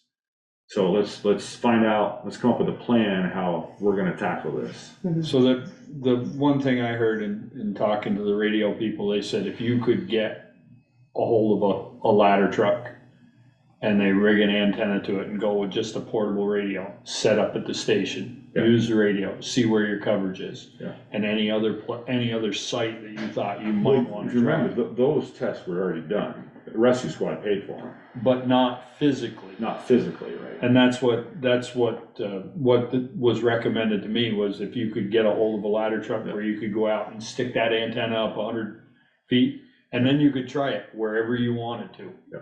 And know which spot worked best. Go to your spots where you have problems and see if you can hit it. That was the suggestion that was made to me, but that's your call. And this is tied to the grant we just applied for, and I just learned tonight we're not getting. You know, it's not a great setup we have today, because your 3 chief officers are literally relying on a text message from Green Mountain Power that says the Yeah, power may power. be out at Right. 569 Moncton Road. Yeah, And they're typically right, you know, and we quickly find out, and we call dispatch on the phone and tell them to switch over. But the fact that it's not like when the power goes out at your fire station today, that big monster out back just fires up and is running everything, and you don't gotta worry about a thing. Couldn't, at least for you guys' benefit, you 3 chief officers, couldn't a 4th text go to Shelburne Dispatch? Said Bristol's out of Well, electricity? just using the night, I don't know. the early morning hours of the 10th alone, I mean, so Shelburne dispatches for 50-something agencies, and there was 1 dispatcher on duty. Think they were busy? And we always keep in back the mind that we're not their only customer. Right. So we try to be self-sufficient. Okay, so I just switched over the tab. This is the apparatus capital. And does this one show the donation, Ian? yeah, the 82. Yeah, it should be that. Oh, yeah, right there, okay. So. Vehicle. 363, 411, what do you got? Front balance, 380. Oh, excuse me. Total available. Depending on the year, where you're looking. Well, again, I'm going on You the 21, numbers. 22? 23, 24, our current balance. Yeah, These are the numbers that Sharon, you provided Val, So Ian, and I just recently. Yes, after we did all the transfers on Transfers. Friday. okay. So the number I have, which Yeah. may not be right All either, appropriations have been is made. 363, 411. All right, so what have I got? 53. That's what should be in there. I mean, so these numbers are based on, obviously, it's the opening balance. So if we adjust this, which maybe the 2020, 21 is incorrect, it just would then change all these. Soft by Yeah. 17. You know, and I know we had another Yeah. $4,000 or $5,000 expense related to the new pumper that came out of this plan that we Okay. would have paid last fall. I don't know if that number's reflected in here. Yeah, but we can, I mean, this was new, and again, based on that 2023 one that you sent, so we can just adjust these Yeah. and get that correct. So, yeah, we can figure that out offline here, but, you know, again. I just- recommend eliminating the FY 21 and 22 columns, and maybe even 23 column, and just begin the FY 24 with the current balance that we have. And so Okay. that way. And Valerie, that current balance is So she- 379, She's saying 853? 23, 24 we keep? or- 23, 24, the figure that Sharon gave us last week. This one here. I would Just- recommend just starting that, using that number in that cell and just eliminate those other columns. It's 363. Well, I mean, the 2024. 76, 411. The other one, Yeah, you gotta go back one. yeah, the other column to the left. Yeah. You said 24, though, I'm in 24. Yeah, 23. No, you're in 25. 24, 25. Aren't we, So. we're right, hold But on. the figure This that is Sharon the- gave us is for 24, FY 24. Current. Okay, yeah, but we have You're 23, saying 24, what number? 24, 25, so. I need both numbers. You need to say 23, 24 or 24, 25.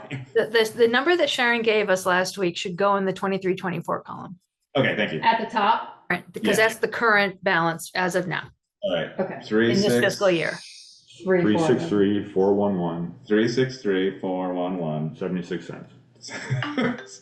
6 scores. All counts. Okay, so with these, I'm just gonna hide these.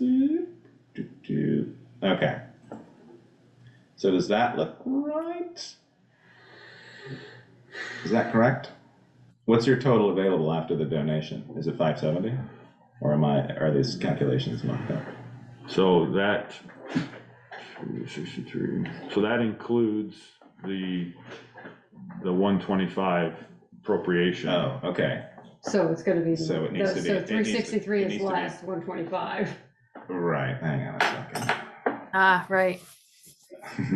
Well, the 24, You don't put that in till the first part of June. No, right? it's in the, If you're typing, it's not showing up here. No, it's not. Okay. I'm For in my the secret. benefit, you included the appropriation that was approved by the taxpayers last year, correct? In March 2023, Right. yes. Okay, that's it. That is all the Even though it's not been put in yet, usually you don't put it in the second payment, April, right? Taxes, Well, no, it varies, Minus 120. depends on the year, but it's in there it's in there. as an add-in, okay. Yeah. You might not have If you start transferred. waiting until after April, then people I have get confused 238. because you've already Yeah, that's what approved I- the ones for the next year. Okay, So I'm putting this in here. Oh, yes, and then including. And then you have to add in, yeah, the 82.5. so total available is 445. So that should be right, unless we've already added in the 82.5. The 363,411 includes the 82.5. All right. Yes. We're getting there. We're We'll get it slowly right. getting there. Hang on. So, 238,000 after you bought a $650,000 truck. 155,912.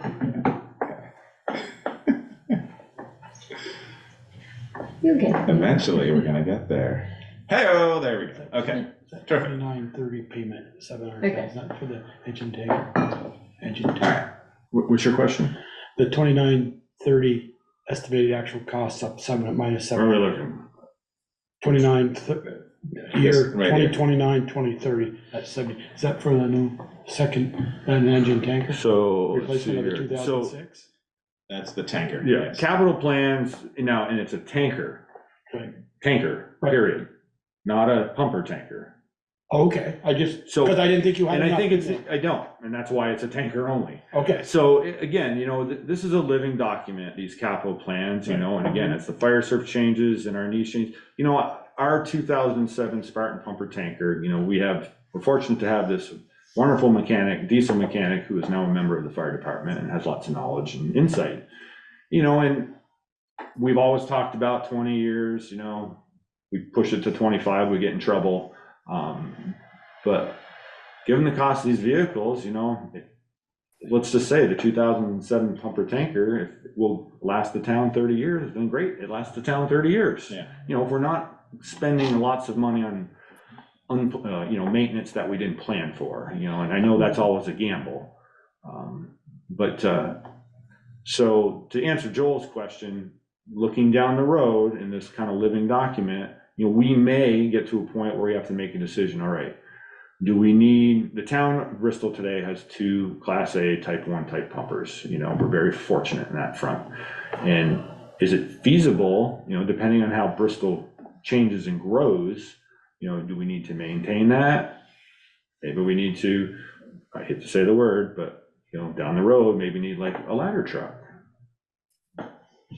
They're all very expensive things. Right. So, but the immediate plan for the immediate future calls for an estimated expense of around, was that 385? Mhm. That's for that quick attack unit I've been talking about for the last year that we have seen. It was at the fire station. This is like an off the shelf. You go to a dealership and they got 100 of them. They mass produce these, it's not a custom truck.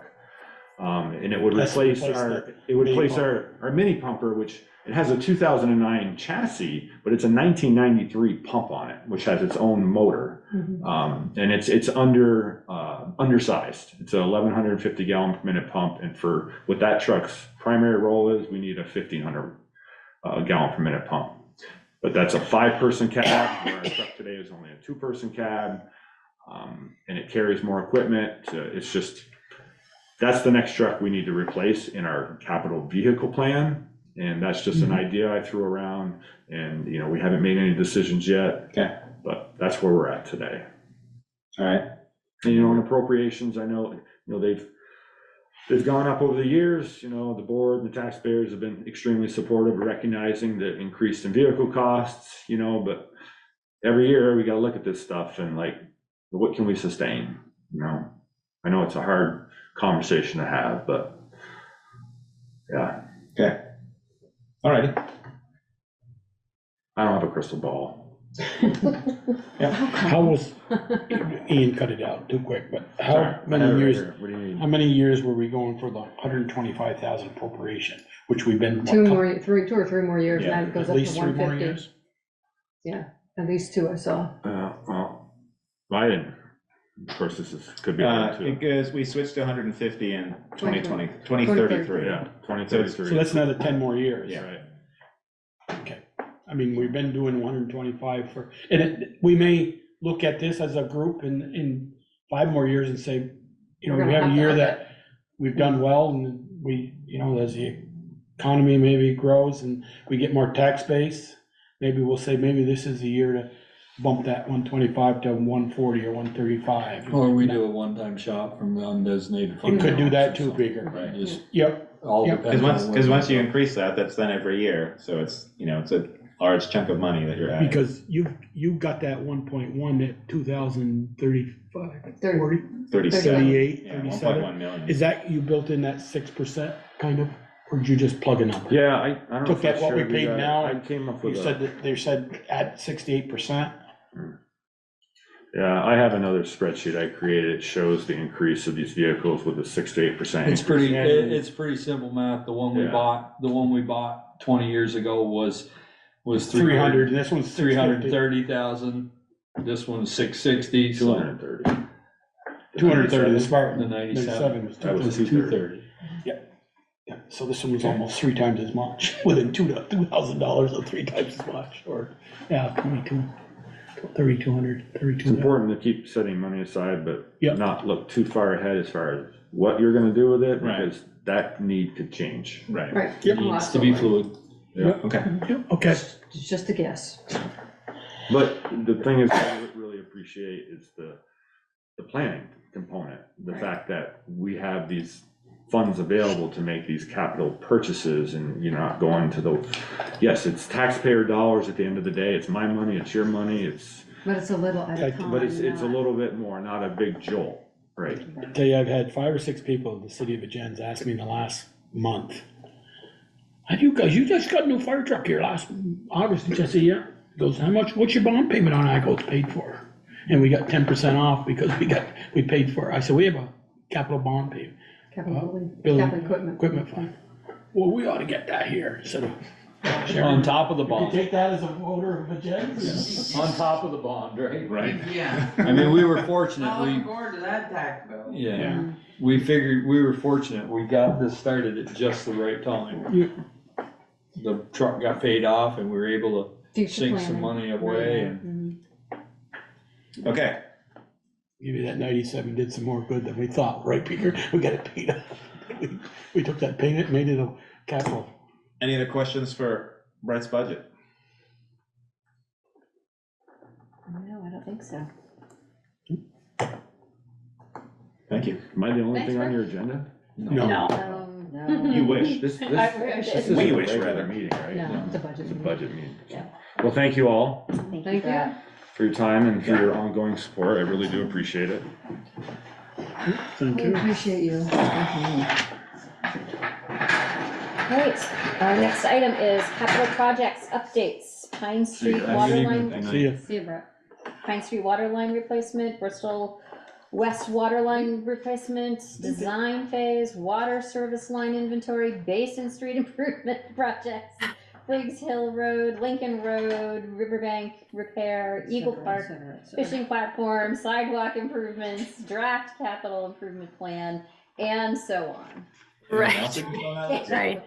No, I know that Jill and Steve are online here. Partridge in a pear tree. I'm gonna share my screen, and I sent late this afternoon, I sent out the summary that I was compiling. That I hopefully will be a concise way to show some of this stuff. And part of the reason for putting it all together in this way is to get kind of a big picture view of what we're dealing with, of what we're all working with.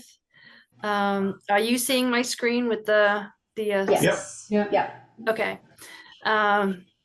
So Jill and Steve might want to jump in with more specifics, but just very quickly, the Pine Street Waterline Replacement Project, Step 2 design, that's finished. That was done. That was done before the construction needed to be done. But I just wanted to show that that project was budgeted at $42,000. It came in at less than that, 37 plus. And so that's complete. So that came in under budget. The construction project is complete. The loan amount, we applied for $885,000. It came in under budget, 767,000 plus some change. And a little bit, I think that's the bottom line figure we can expect. So again, came in under budget, but both of those projects, though the expenses for both of those projects are currently coming out of our general fund, our operating budget, because we have not yet received the loans through the state. So it's kind of a shell game in terms of cash flow. But so far, Sharon and Chris are making it work. But we're putting in a lot of effort to get those loan documents processed so we can get those reimbursements. Is it Val, for the loan documents? Is it on the state side? It's We're on, just yeah, the waiting? applications have been submitted. All of our documentation has been submitted. It's just waiting and waiting, waiting. The design one, this one was submitted, the application, the loan application was submitted in June of 2022, a year and a half ago. The construction application was submitted in August of this past year. And apparently they're just in some pile on someone's desk. We're not really sure. We've reached out quite a number of times to try to move things along, but anyway. We have enough of a buffer for those numbers in terms Apparently. of, because it's coming out of the general. Well, we're Apparently. also, Can I have a? Yeah, go ahead, sorry. we're also submitting reimbursements from other projects. So we're hopefully kind of backfilling with reimbursements from other things, but yeah, Sharon and Chris are somehow making it work. We did get the interim, the tax anticipation note loan, which I think they needed to tap into once, but that was not available for these projects because that is a tax anticipation loan, not a bond anticipation loan. So it's just a kind of a, a revenue shell game in a way, but they're making it work. So that's just a view of that. And then the water line replacement project, which Steve is heavily involved in right now, that has a total budget of $279,000, and we're a little ways into it. He can give us more of an update on that in a moment. And the water line inventory project that Jill is up to her eyeballs in, Jill and her team are up to their eyeballs. We have a loan approval for $91,000 and change. They're about $36,000 into it. And the nice thing about this particular loan is that it's going to be 100% forgiven. At least that's what we expect at the end of the day. So that's good news. But in the meantime, we're carrying these costs with the expectation of getting reimbursed. But it's also an illustration of some of the major stuff that's going on right now for the water system. And those projects specifically are the water department budget. They're not coming out of the general fund. So then just very quickly, the Lincoln Road project, which is underway, well, sort of underway. The total project cost is estimated to be over $600,000. We've got one grant for secured and another grant pending, $40,000. And so at the end of the day, we're going to be looking at a local match for the Lincoln Road project of over $390,000. And that is teed up to begin this coming spring or summer, because we have Masterson's bid that they agreed to hold with a slight inflation factor of $15,000 if needed. It's kind of an allowance. But we've got to get that project done. We've got that much grant funding, and it's pretty critical that we proceed with that, because the more that the river undermines the river bank, it's going to threaten the roadway, and it's a pretty critical link for the area. And then the Eagle, They'll be coming down my road. and then the Eagle Park fishing platform is somewhat good news that FEMA had authorized up to $176,000 in change. Their share was 90%. It's also coming in under budget. We are looking at a total project cost of actual costs of about maybe $120,000. And the town share at the end of the day is going to be a little over $8,000, which I would propose comes out of the Conservation Reserve Fund. So I think that's going to be in pretty good shape. Basin Street project, that's pretty complicated. A lot of moving parts on that one. 3 different grant funding sources. Total project estimated cost is over $730,000. We've got over $526,000 in grants. The town's local share so far is going to be over 200,000. That's going to be spent over at least 2 years, probably 3. So we have some time to kind of pace that out. At the moment, based upon the projected budgets, the difference between the grant funding and the committed, the engineering contract and the municipal project manager contract, we've got about $452,000 remaining for construction, but over time, that's probably not going to be enough. And the other one I wanted to mention, and we need to build this into our capital planning, is the decision recently sealed to purchase the 4-acre parcel at the corner of Hewitt Road and Route 116 for a future public works facility. And that agreement, minus the $1,000 deposit, would be $152,000 over 10 years at 6% interest. So we will want to budget approximately $25,000 for 10 years to accomplish that purchase. And I would recommend the town does not need to borrow for it. I would recommend that it can come out of the capital building fund because it's a capital building related expense ultimately. That's my recommendation. And then the other ones are big play topics are the Briggs Hill, our July storm repair, still kind of putting our heads together about that. There's a lot to report on sidewalks, the police station relocation and the public facilities relocation, public works facility relocation. So that's a high level overview of some of the major capital projects we have going on. And of course, that does not reflect stuff going on in other departments like the rec department and their skate park plans and some other projects that might be going on that aren't quite on my radar. But anyway, that's a quick peek at some of the capital projects. Terrific. Thank you, Val. Sure. So while Steve and Jill are here, maybe if they want to offer some more info about the inventory and the design process. Sure. We're in the 4th quarter of the Bills and Steelers game, so I'll make this really fast. You covered just about everything that I was going to cover, Valerie, but can you pull up the total project cost summary that I sent you the other day? You didn't tell us who was winning, Steve. Actually, Buffalo's up 31-17, and they've got the ball with 3 minutes and 57 seconds. Okay. I'm welcome.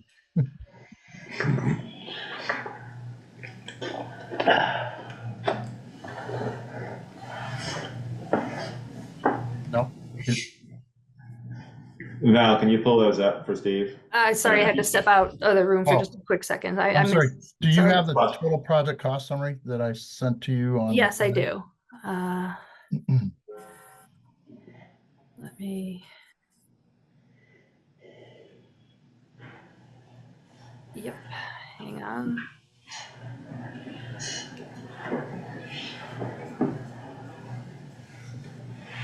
Okay. So, normally when we complete a project, we try to summarize everything from beginning to end.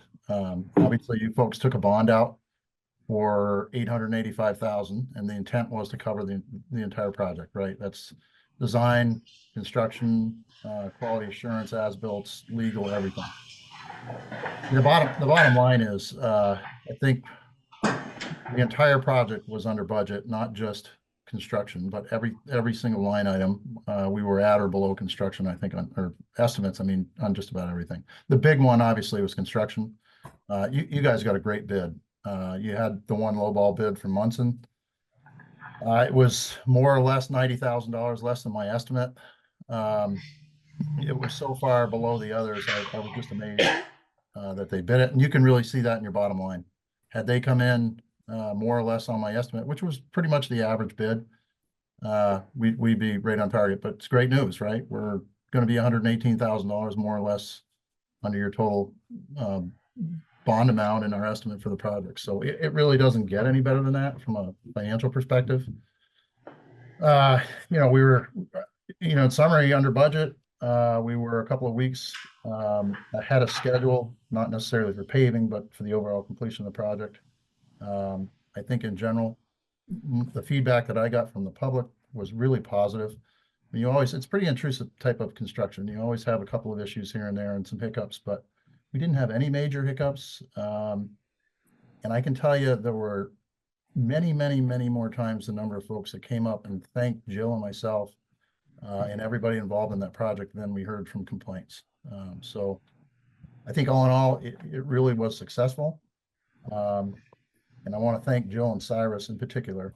Those guys were super to work with. And I think everybody made a great team. Everything we needed, or anytime we needed some help with something, we're dealing with 100 and more or less 25-year-old water lines. We found a lot of stuff that was unknown. Didn't know where it went or didn't know who it was going to impact.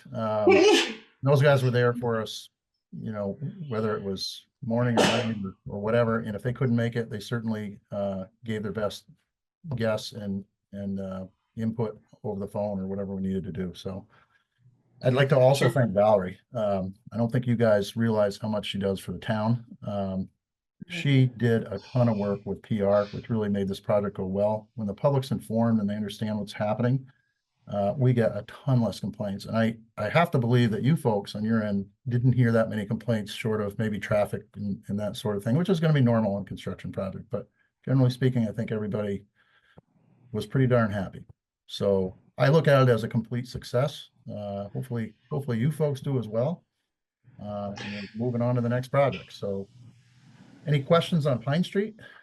Yeah, we had to bond, we obviously had to bond for the total amount. Have we still got forgiveness coming on that? Valerie? You're muted, Val. Your microphone's muted. Yep, got it. I honestly don't recall the details of forgiveness on that particular project. But then we got bond approval for up to that amount, but we're not going to have to borrow that amount. We're only going to borrow the actual expenses that were incurred. Right. I understand that, but I thought that the whole reason for doing this was because we were guaranteed 50% forgiveness. Right. And is that, right. and I guess that poses the question, is that 50% on that 767,000? Or is it just on the 621? Not having seen the loan documents, I really can't tell you, but It should be on the 765. yeah.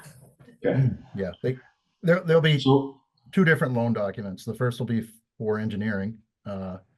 That'll get modified with an amendment for the construction portion of it. So it'll be the same forgiveness amount on both. Okay. And, Good. So we should be on the hook for around 400,000 then. correct. That's good to Good. clarify. Which would be a bond. Yeah, Yeah, but we had to bond for the total amount. that's right. Bond And or we're take on- out a short term, no. No, we had to bond, well, we didn't bond, we had to have a Bond approval, voter approval voter approval to. for the bond. total project, yes. We haven't done anything only out of the general fund so far. Or didn't we sign a $1 million short-term note with some kind of something with the And bank? that was a tax anticipation note, Tax Yeah, that anticipation wasn't for that. for right? that. Not a bond anticipation note. Right. When we get the final numbers, then we'll bond that, correct? Yes. Well, that's great. Steve, I'd like to thank you, Jill and Cy, and Val, of course. I think we thank her constantly, but thank you all for your work on that. I mean, it's so refreshing to hear that you have a giant project like that had little to no issues, that you came in under budget in most areas. Like you couldn't ask for a better way to end that project. Right. Especially given the nature of the project and that it was an absolute necessity, that our water lines were far older than what they should be. And this was just the beginning of this kind of process and project over the next however many years, 10, 20, however many we've decided this is gonna be over. But Which, that's great. which Maybe that's a good begs the segue question- to the design phase for Bristol West. Right. I got one more question. I got full of questions tonight. Pump times, have we gained anything with this upgrade? Good question. She's smiling, but She's she's not on mute. I would not say that this was significant. The best reduction in pump times that we gained were when we fixed the leak on, what was that, West Pleasant Street? Liberty? Was there one on Liberty? No. West The- Pleasant the- or high school? The one at the high school, that was a good one. That one definitely decreased our pump time. The one that popped up in front of Peaker's mother-in-law's house on a holiday this summer, that one slowed the pump times down. The one over by the pump house that was a 1 inch wide open, that slowed the pump times down. So there's been 3 major repairs. And when we turn the blow off, that's always awesome, right? But there's that dead end non-loop on that. Someday, if we could loop that, that would be super ideal to not have to have that blow off at the end. There's a couple more of those to do this spring, but yeah, as we replace all of the old water lines, we should see significant improvements in pump time, because it'll just be consumption. It won't be, mainline leaks and service line leaks. I'm making an assumption here that old service lines are going to be addressed as we move ahead. Do we have any to address on Pine Street this summer, or? Three. Okay. 3 on the customer side that should be addressed, and it is going to be a matter of how to finagle that one, right? Because it's their side, and there is some language inside of the ordinance that does allow you to put a little bit of pressure, but it's also, looking for financial support if there is any from any kind of funding sources. Because there's people that can afford it, and there's people that really can't. And if there's some type of funding that would be fair to everybody, I think that would be fantastic. So, the big giant leaks are the ones that make the pump run time go into we can't even keep up with it, and we would lose water. We would run out of water. So all those have been addressed. It's just that probably anywhere from 40,000 to 80,000 gallons a day. They're not going into people's houses or businesses. It's going in the ground. So that's what we'd like to get rid of. We're recycling it. Yeah, we're watering the ground with really nice spring water.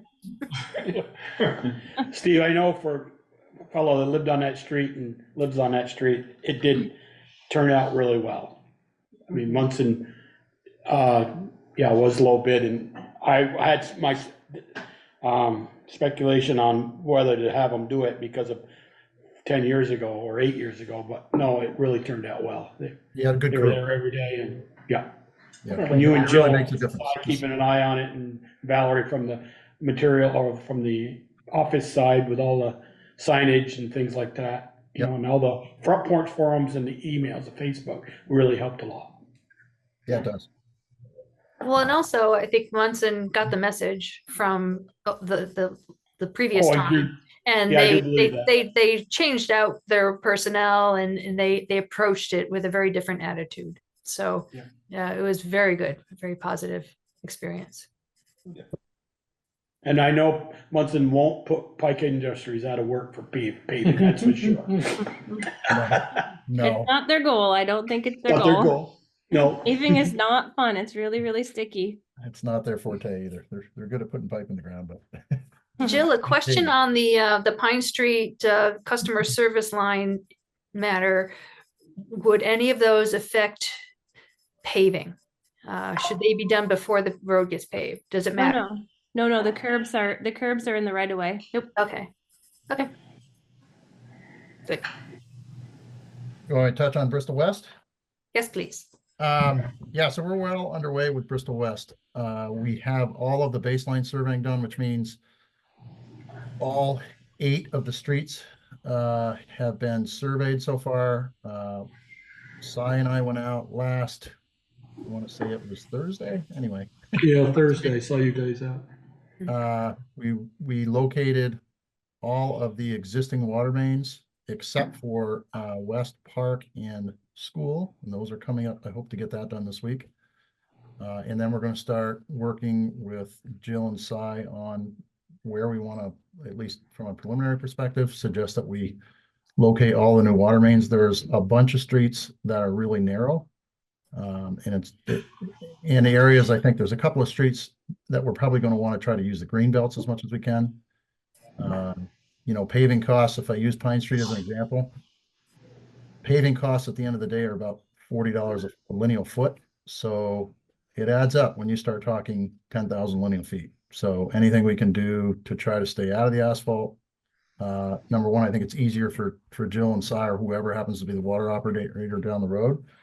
And I think it's a lot less intrusive in terms of people's lives if we can stay out of the roadway and maintain one-way traffic. So that's going to be our goal. We're not going to be able to do that everywhere. It just wouldn't be feasible, but I think there are a couple of streets where that would be a good option if we can find a way around it. I think what we'll do is probably come to you folks when we get through that stage and say, here's what we'd like to recommend, and talk to Valerie and the select board about how they want to present this to the public, because when we get in those instances in the greenbelt, there's going to be some tree removal, there's going to be some other things that would be required, and those kind of things always get political. So I think it's good to have public input and make sure that we at least listen to what the concerns might be of the public before we just march ahead and do it. So, okay. Our goal, by the way, at the end of this, hopefully is to be ready for a bond vote in November, which means I've got to have the design more or less at the 95% mark by the end of October, because we need to have the, really a little before that, middle of October. I've got to have the cost of Valerie so she can put together the bond information. So that's our goal. I'd like to have the project at 100% somewhere around the 1st of January. We will, assuming the bond passes, we will, and you folks want to go ahead with the bond, I think you do, but we will hopefully be applying for DWSRF funding in January of next year for this project. And for folks that may not remember the larger schedule that we talked about, that means that funding won't be approved until June or July of next year, or sorry, 25. And I would imagine we would go to bid over the winter of 25, spring of 26, with a goal of starting early in 26. So it'll give us plenty of time to plan. There's a lot of planning that's going to be required in terms of, you know, how do we want to handle construction on each one of these streets? There's 8 different streets. We don't want to be digging up, you know, 5 streets at the same time. We'll probably do this over 2 summers. And it's just going to take some coordination. So we'll get there, but we're making good progress. Jill's working on her side too. Jill, you want to update everybody on the service line inventory, because your work at the end of the day kind of affects mine. We're working together at least next spring on that. Steve, before she gets started, can I ask a question about Sure. the streets? Yep. Eric was in front of us last week. Public Works was his budget last week with us. And he talked about, as a group, we talked about drainage on Munsell Avenue. Okay. From about the high spot down to headed west, or headed, south, down Munsell to West Street, and do that drainage. Yep. And it was talk, I believe, to do it summer of 24.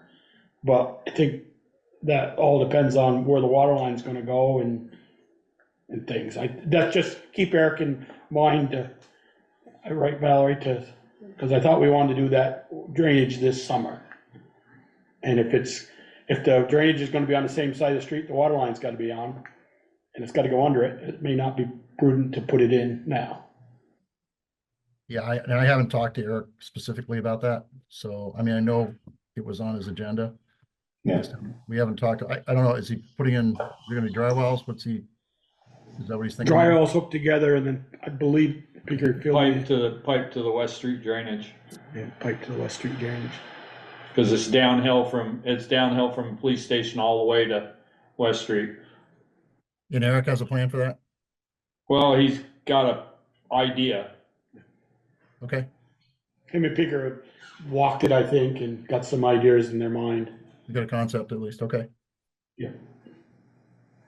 Yeah, I can certainly talk to him about that.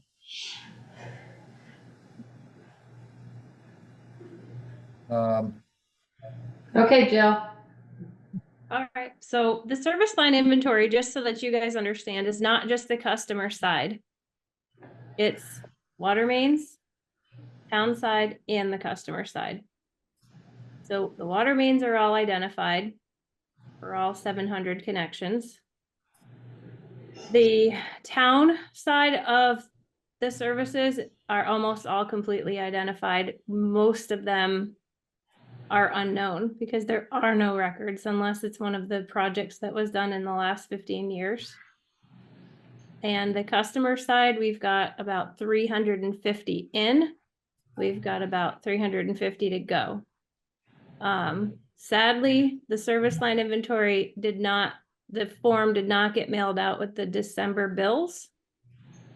So as we have hit the street and started knocking on doors, some people have let us know that they were confused, so they ignored it. Others just said they threw it away.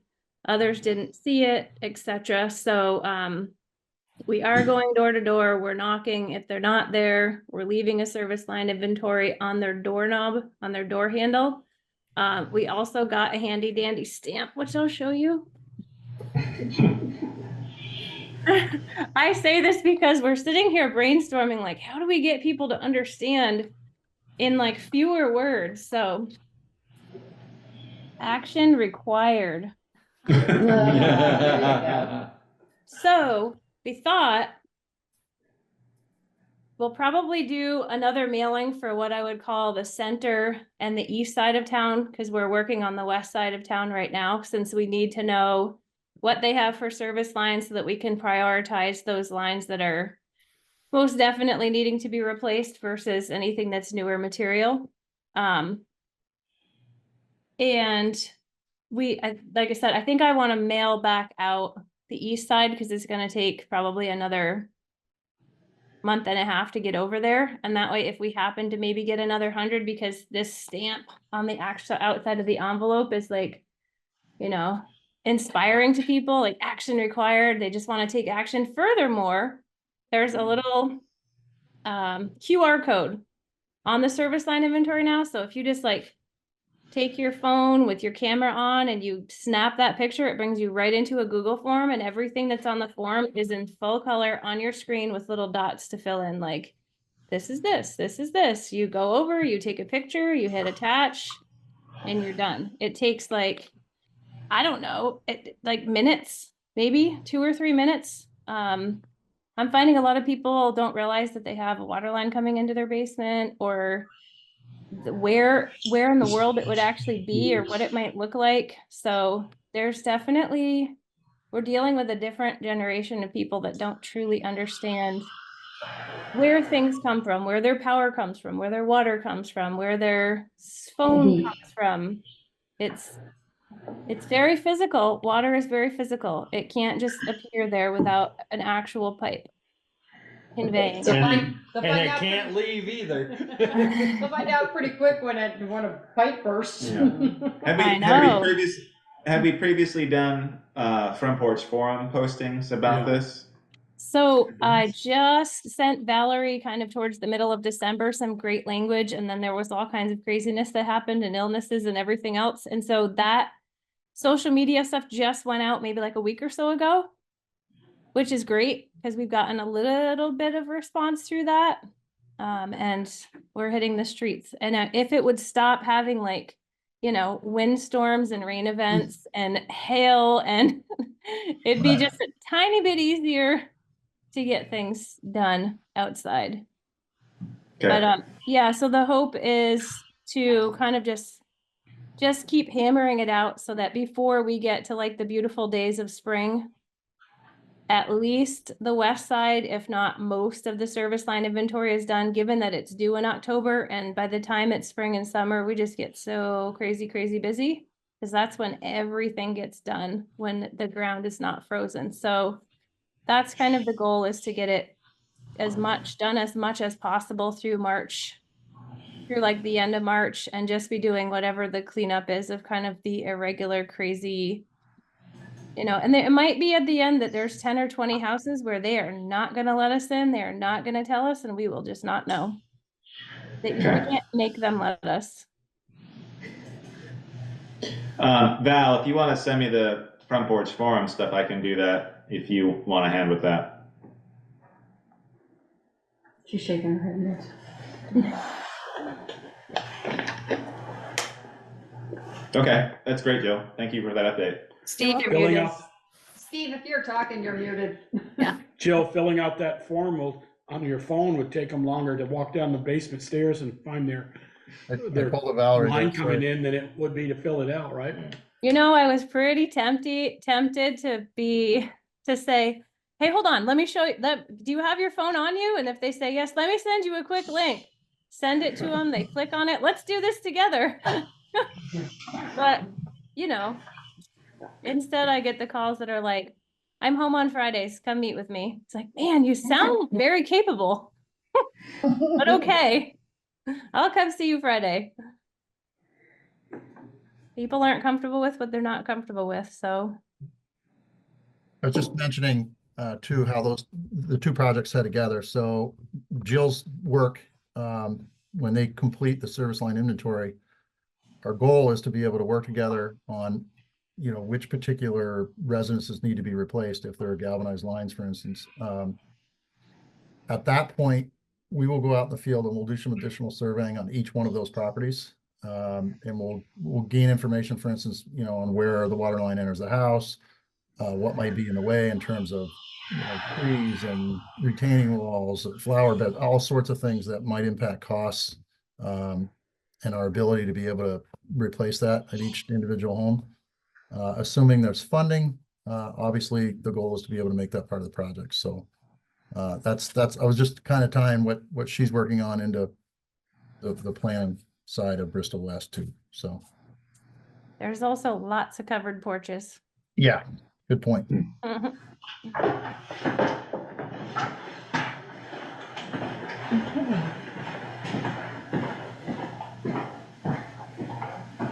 Okay, anything else?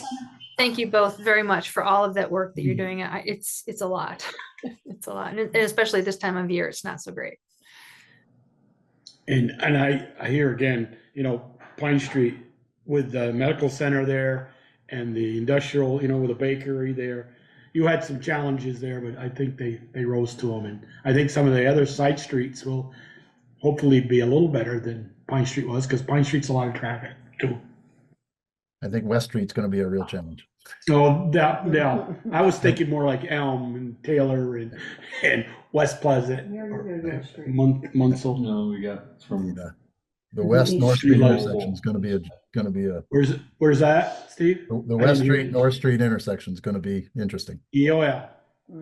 Midnight to 6 a.m. maybe. Digging. Yeah, it may be. Okay, anything else on that topic, Valerie, on that item? Other than I wanted to give you a quick spin through the draft capital improvement plan. But I'm wondering, looking at the time, if I think most of you have seen it in some form before. So let me ask if you're interested in seeing how it's shaping up right now. As long as it's not gonna take us an hour. Yeah, can you give us Give us- that? Yeah, it won't take an hour. Let me quickly share with you where I'm at with it right now. So this is the updated capital improvement plan. I wasn't able to work with it at all last year, so had a little bit of catch up to do. And I have not had a chance to meet with department heads to fill in the specifics of the different planned projects. Let me go back to the top. It starts with the fire department, and we talked about the fire department's capital planning. So that's not reflected in this draft right now. And it was very helpful for me to hear the part about the balance, the different allocations for each of the reserve funds, because the numbers that I plugged in this spreadsheet apparently still included this year's appropriation. So I went through and I deducted that out so that we get a more realistic bottom line of going forward. I'm going to skip through fire department. I did meet with Eric briefly last week. So some of these numbers might need to be updated. This balance of the highway capital equipment includes the current balance minus this year's allocation of 135. So I didn't want to double count it. So We're in anyway, the hole? say that again. You said we're in the hole? Apparently, for now, but that reflects the John Deere loader purchase. So some of these might need to be corrected or updated. The But numbers I gave you have this year's calculations in it, appropriations. Say that again? No, did you hear Sharon? I Did you didn't. hear Sharon? No. What was that, Sharon? The numbers I gave her the other day had all the appropriations in. Right. Including the approved in March of 2023. Okay, yeah, so I wanted to be sure not to double count that, because the way this is set up, Oh, you have an extra line. yeah, Okay. it starts up at the top with the balance, and then it goes down to whatever the allocation is, and it comes out at the bottom. And these numbers here on each of the sections, here and here, they're all tied to this table down here. And that's here in this column are the balances that Sharon gave, but now I realize that those balances include all of these numbers. So I'll need to figure that out. But so if we make any adjustments in whatever allocations to those reserve funds, it'll automatically be reflected up above, up here. So we can kind of use that as a planning tool. What I think is helpful at the moment is looking, since we have a lot of capital road projects. So this is just looking ahead at what some of our needs might be based upon what we currently know. I don't have a good handle on the lower notch work that's planned, but we do know that we've got Basin Street coming along. We have the Lincoln Road Riverbank repair. And this column accounts for the grants we currently have. So we're going to be in the hole. If we're going to be relying on this fund to cover that expense, we're going to be quite in the hole. So this gives us an idea of what we need to be planning for our capital roads to keep up on top of things. Only $1 million. And I added a new line that wasn't there in years before about grants. So hopefully we can get grants to offset a lot of these things. Same thing with paving. We're in pretty good shape with the paving budgets and paving plan, I think. But again, I haven't caught up with Eric to update this and what the schedule might be going forward. Sidewalks is kind of exciting. We have a pretty good balance in the sidewalks fund. I'm in meeting with the bicycle ped committee recently. We agreed to go forward with putting a bid out, or an RFP out for Garfield Street. There are currently 2 sections of Garfield Street that are identified in the original sidewalk replacement plan. So at the moment I'm going with those, but I do want to walk it myself and measure it myself just to verify those lengths and the scope to put out to bid probably in the next week or 2. But we have a lot of other opportunities for sidewalk projects. I'd like to, well, here's the airport drive. We've submitted a grant application for $300,000. Well, actually the grant application, that's the total project cost. The grant would be $240,000 for airport drive sidewalk. And I'd also like to do a scoping study on West Street for a new sidewalk alignment all along West Street on the south side. So I want to budget for that. So we're in pretty good shape with the sidewalk fund for those kinds of projects going forward. And also with the Basin Street project is complicated because it has a lot of different components. So I wasn't sure how to reflect that in this kind of structure because some of it's going to be sidewalks, some of it's going to be paving, some of it's going to be capital roads, and some of it's stormwater, and some of it's something else. So and grant funding, and how to proportion those allocations. I haven't really sorted that out yet. And I don't know if it's how important it is to do that at this level, but just to know, have it on the radar, I think is helpful. Capital Buildings Fund. I think we're in pretty good shape. Well, can I Go ahead. ask, what was your interest, the West Street South Side scoping study? Where was that sidewalk? Replace what we've got from the post office to basically the creamy stand, or? Well, as folks know, that from Holly Hall, walking across the gas station and going all the way down to the creamy stand, it's kind of a zigzag, and some of the sidewalk is in pretty rough shape. Some of it doesn't drain very well. Some of it's 4 feet wide, some of it's not. I think this would be an opportunity to have a study done to realign it, to have it be a more unified alignment, widened. There are a lot of utilities and trees that would be affected. So this scoping study, similar to what was done on Munsell Avenue, would look at all of those kinds of constraints, drainage issues, and other kinds of impacts, and come up with a budget. Okay. And some good news. Some of you may already know that I had a very funny email exchange about a month ago with the owner of the property right next to the creamy stand, where there's the crosswalk to nowhere, and the sidewalk just ends by their property, but doesn't go across to the creamy stand. Well, I had an exchange with that property owner, and it turns out that that property owner is completely in favor of having a sidewalk go across their property. I was all worried that they would not be in favor of it because there are some really nice trees in the front yard, or maybe they really liked all that green space, and maybe they felt a sidewalk would be an intrusion, but no, they would really welcome it. So that was great news. Okay. So going down Capital Buildings Fund, we know we still have a lot of work to do with Holly Hall. The library needs quite a bit of work. I'm trying to get an RFP together to replace the front porch in a similar way that we did for Holly Hall with the composite materials. I'm just not sure how to adapt what we learned from the Holly Hall project scope to a scope of work for the library. So I'm trying to get that wrapped up. And then, of course, the library needs a lot of other work as well.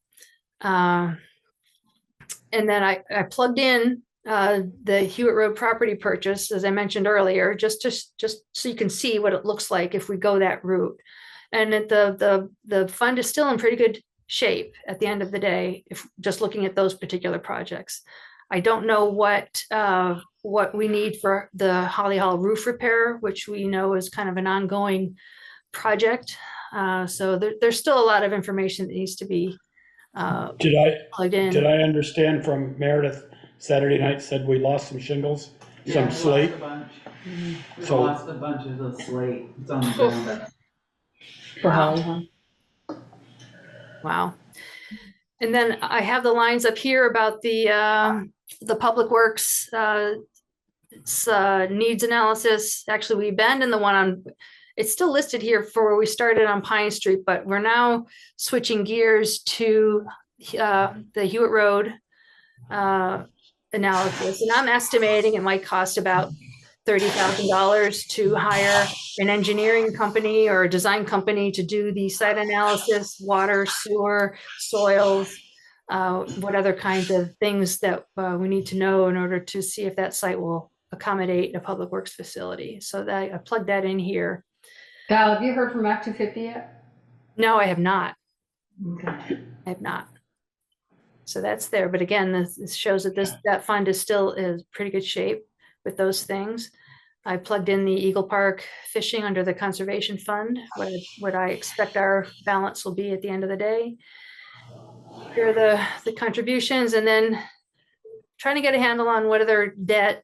I think this is current. This is somewhat current. I'm not aware of anything that needs to be added to that. But then down below, we have police and water and sewer. And those things need to be updated, I think. I haven't spent much time with that. So that's just a quick peek at where I'm at with the capital budget. Okay. You want me to turn that back on? No, I'm good now. Warm me up a little bit. I'm good now. All righty, so we can move on to item number 3. Sure. Okay, so consider a new proposal for Pine Street improvements, including widening the paved roads, stormwater drainage, striping, etc., and allocations of ARPA funding for implementation. I do not have much to offer on this topic. Eric and Peeker had really, and Steve, really put a lot of thought into this. And on the tabletop is our two large plan sets that have segments of Pine Street with some notes on drainage, and show what Steve's team came up with for widening the paved area to result in ultimately an additional 4 feet of paved width that can be striped for pedestrian lane. I don't know that the entire 4 feet comes off of the south side. It might be a combination a little bit on each side, but you kind of rearrange the center line. So I would prefer that Peeker and Steve go in whatever info you have on that. We just, we had a conversation at the start of the meeting before we were on, and, you know, all the talk we've had about taking care of Pine Street and getting sidewalks in there, and the more I think about it, the more nervous I get. If we widen that road 4 feet, we increase the speed of it.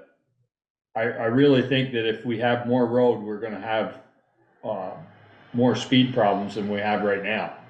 And I think, you know, the way it is now, people go slow because if there's somebody walking in the road, they have to go around them.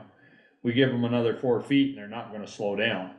That's my concern, and maybe it's ill-founded, but that's what I'm thinking.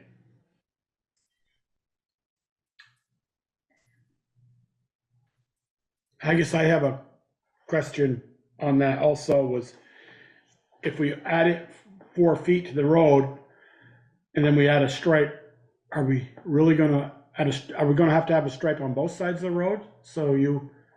Or just one side? And I was always taught you're gonna walk in the road, you always walk facing traffic coming at you. So if it's only the stripes on one side, somebody walking east is going to have their back to traffic. If it's on the south side, if it's on the north side, somebody's going to have their back to the traffic walking west. Or they're gonna just walk in the road, Or which they're is going what to I walk would in the do. road, or walk in the road, correct. That's a question I have. If we're widening it by 4 feet, we put a 4-foot stripe in, are we putting 2 4-foot stripes, one on each side, so you Or walk? two 2-foot stripes. Or two 2-foot stripes, I don't know. I mean, the pictures look like there's only one. Yeah. I mean, the speed data that we have from the Regional Planning Commission, when that was done a few years ago, demonstrated on Pine Street that speed wasn't an issue. And it was a contender to have the speed limit lowered to 25 because the majority of the speed on that street was lower than the posted 30. Sometimes it was 25, sometimes it was 23, at least from the data collected for that study. Other streets, like Liberty, showed traffic was traveling much faster, and and then at the state level, it's not encouraged to just change your speed limit. You need to adapt the road, and making the road less wide is one of those speed reduction tactics that you can do. I agree with Peeker. I think if you widen the road, you do run the risk of changing how traffic behaves on that road, and could potentially lead to higher speeds down that road. If it's just a striped area, I could see the potential for traffic to be traveling in the striped area if people aren't walking there, you know, bigger trucks maybe, things like that. I think the only way that you could slow down or keep traffic at the speeds at which they seem to be going now, judging by our speed data, and we can obviously collect more if we have to, would be to actually put a full sidewalk in. But we also know that the cost of that seemed to be prohibitive, and that was many years ago. So yeah, I'm not in favor of widening. I'd be very concerned about increasing speeds on that road. which is the exact opposite of what Yeah. we're trying to do. I mean, we could always leave it the way it is now, because I've heard people say they're not going on Pine Street because it's so rough. We just don't pave it ever, which would annoy the residents of Pine Street, but boy, traffic's gonna be slow. Well, that, you make an interesting point that after it's paved, it's gonna be all that much easier to zip right along. You won't have all the natural speed bumps. I mean, speed, if we're concerned about speed, which, as I said, the speed data, which is just it's a month or whatever, I can't remember the exact date it was collected. It's just, a certain amount of time that was collected, but it's trying to get a good estimate. The speed wasn't the issue, but I know that there is a lot of concern because it does get a lot of pedestrian access. There was talk about the stop signs, which I do think help. In my mind, that seems to, if people are concerned about speeding, that it just allows cars to slow down, in key areas. And it was just sort of the pedestrian safety aspect. I think Joel is right. If it's on one side, you run the risk of someone's back being to traffic, which I don't think is a good idea. And living there for 37 years, it's about equal, 50-50. People walking east, they walk on the north side of the road. If they're walking west, they're on the south side of the road. It's not why almost all the people are on the headed east, so we put it on the east side or the north side of the road, but the stripe. The only experience I have with the proposed plan is that when you go to Williston, there's that bike lane that's in that, like 6 lanes of traffic or whatever the heck it is up there, which just seems frightening to me to ride a bike on anyway. I don't go all that often, but I have not seen cars driving in that. It's green striped, it's very bright. I have not seen traffic, and that's a lot of traffic in that, moving into that lane.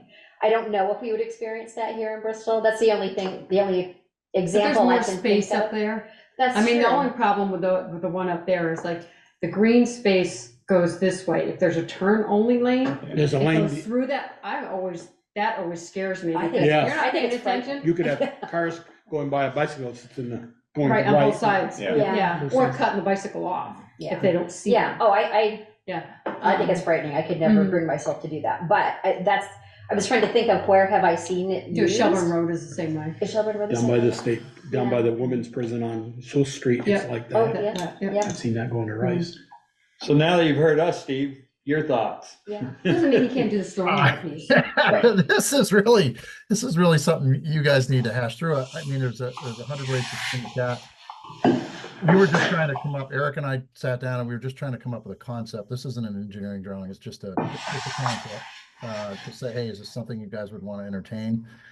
I was a public works director in Winooski for about 10 years. I went through a lot of traffic calming stuff in urban areas. There are a whole bunch of different ways to deal with that stuff.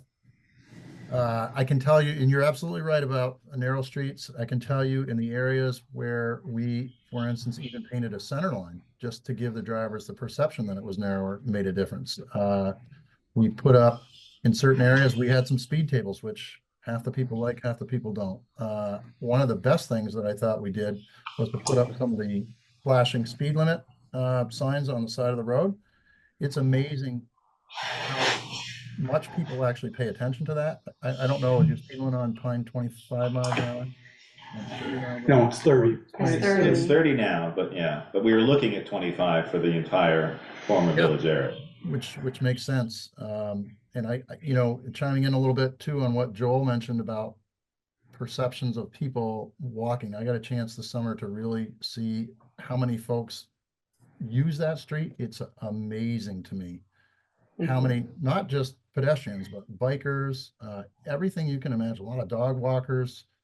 I mean, I can really see the need for some type of pedestrian facilities up there. I mean, it's significant. More so than I ever would have thought before we started that project. I don't know if anybody's ever done a pedestrian count, but it's, especially when school's in, there are a lot of kids that use that, a ton. Yeah. So anyway, just my 2 cents. But we, Eric and I were just bouncing around different ideas for how we achieve this without having to physically put in a sidewalk, because the costs for a sidewalk aren't just capital costs. There's also maintenance costs. Eric has a ton of issues in terms of snow removal. You've got narrow areas of that street. get up toward Joel's place, there's certain places that are, difficult, especially around, for instance, Bristol Bakery. You just don't have a ton of area between the edge of the current road and, the facilities that are there. So we were just trying to come up with some ideas for you and bounce them around. So I would suggest, and I don't know, Eric is going to talk about repaving, I suppose, at some point. He and I have talked a lot about, the repairs that were done. One of the problems with Pine Street in terms of the asphalt, it's gone so far. You were going to get a lot of mirroring through that, I think, if you simply overlay it and put an 1.5 inch overlay over it. It'll be good for a year, but I think you're going to see a lot of the underlying issues like the alligator cracks, right? And all the other things that, the repairs that we did because of the water line looks like a giant scar all the way down the middle of the street right now, right? A lot of that's going to come through. I think this is just my opinion. I think you're going to be disappointed if you put a bunch of money at repaving without addressing a more fundamental repair to that street in terms of the asphalt. In other words, grinding it down. That's what I would do. Yeah, I would. You've got a lot of places in there. We found there was 8 or 10 inches of asphalt. I mean, it's been overlaid and overlaid and overlaid.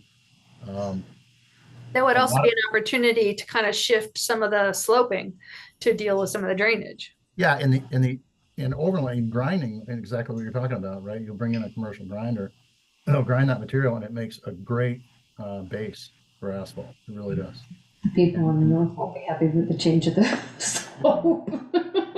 So in terms of our replacement plan, or not replacement plan, but our asphalting of that area, are we just going to cover it, or did we plan on grinding it? Is that a new thing that we need to look at, Val? The quote that we received was only for an overlay and not for grinding. And I don't recall the estimate that Eric offered for what it would be for grinding, but maybe Steve, with your experience, you have some sense. I don't remember. I know Eric had looked at it and he told me he'd gotten a cost for that, or he came up with a cost. I could be completely wrong, but somehow like $12,000 or $15,000 comes to mind. I'm not sure where that's coming from.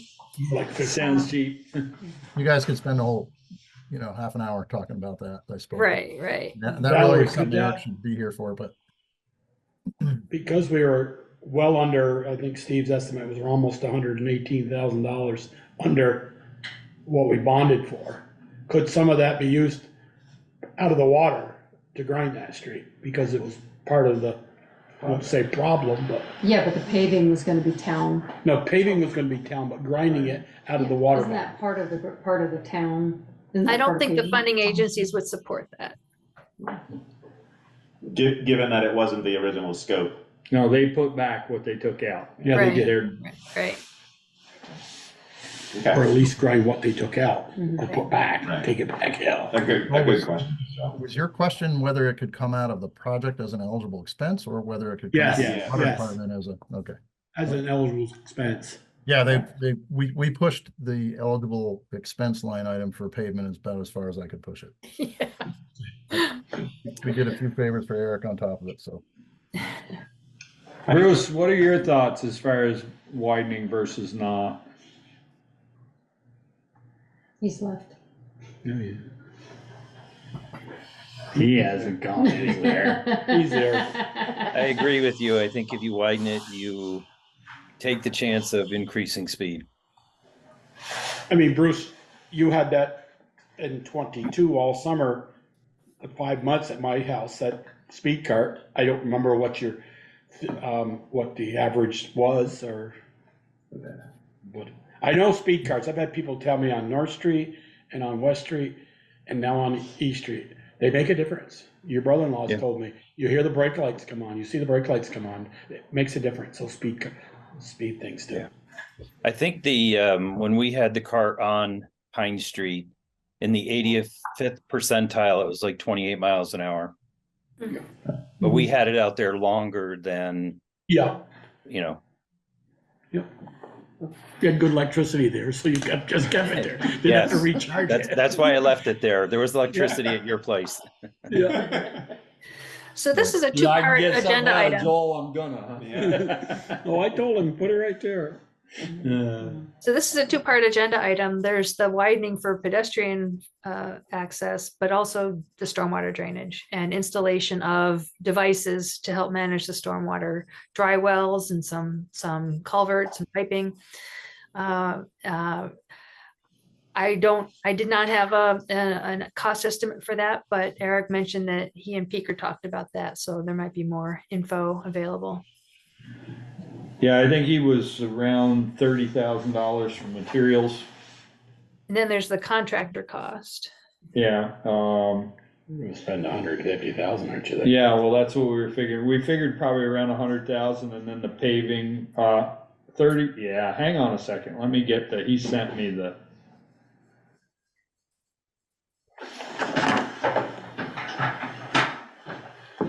$40,000 was for,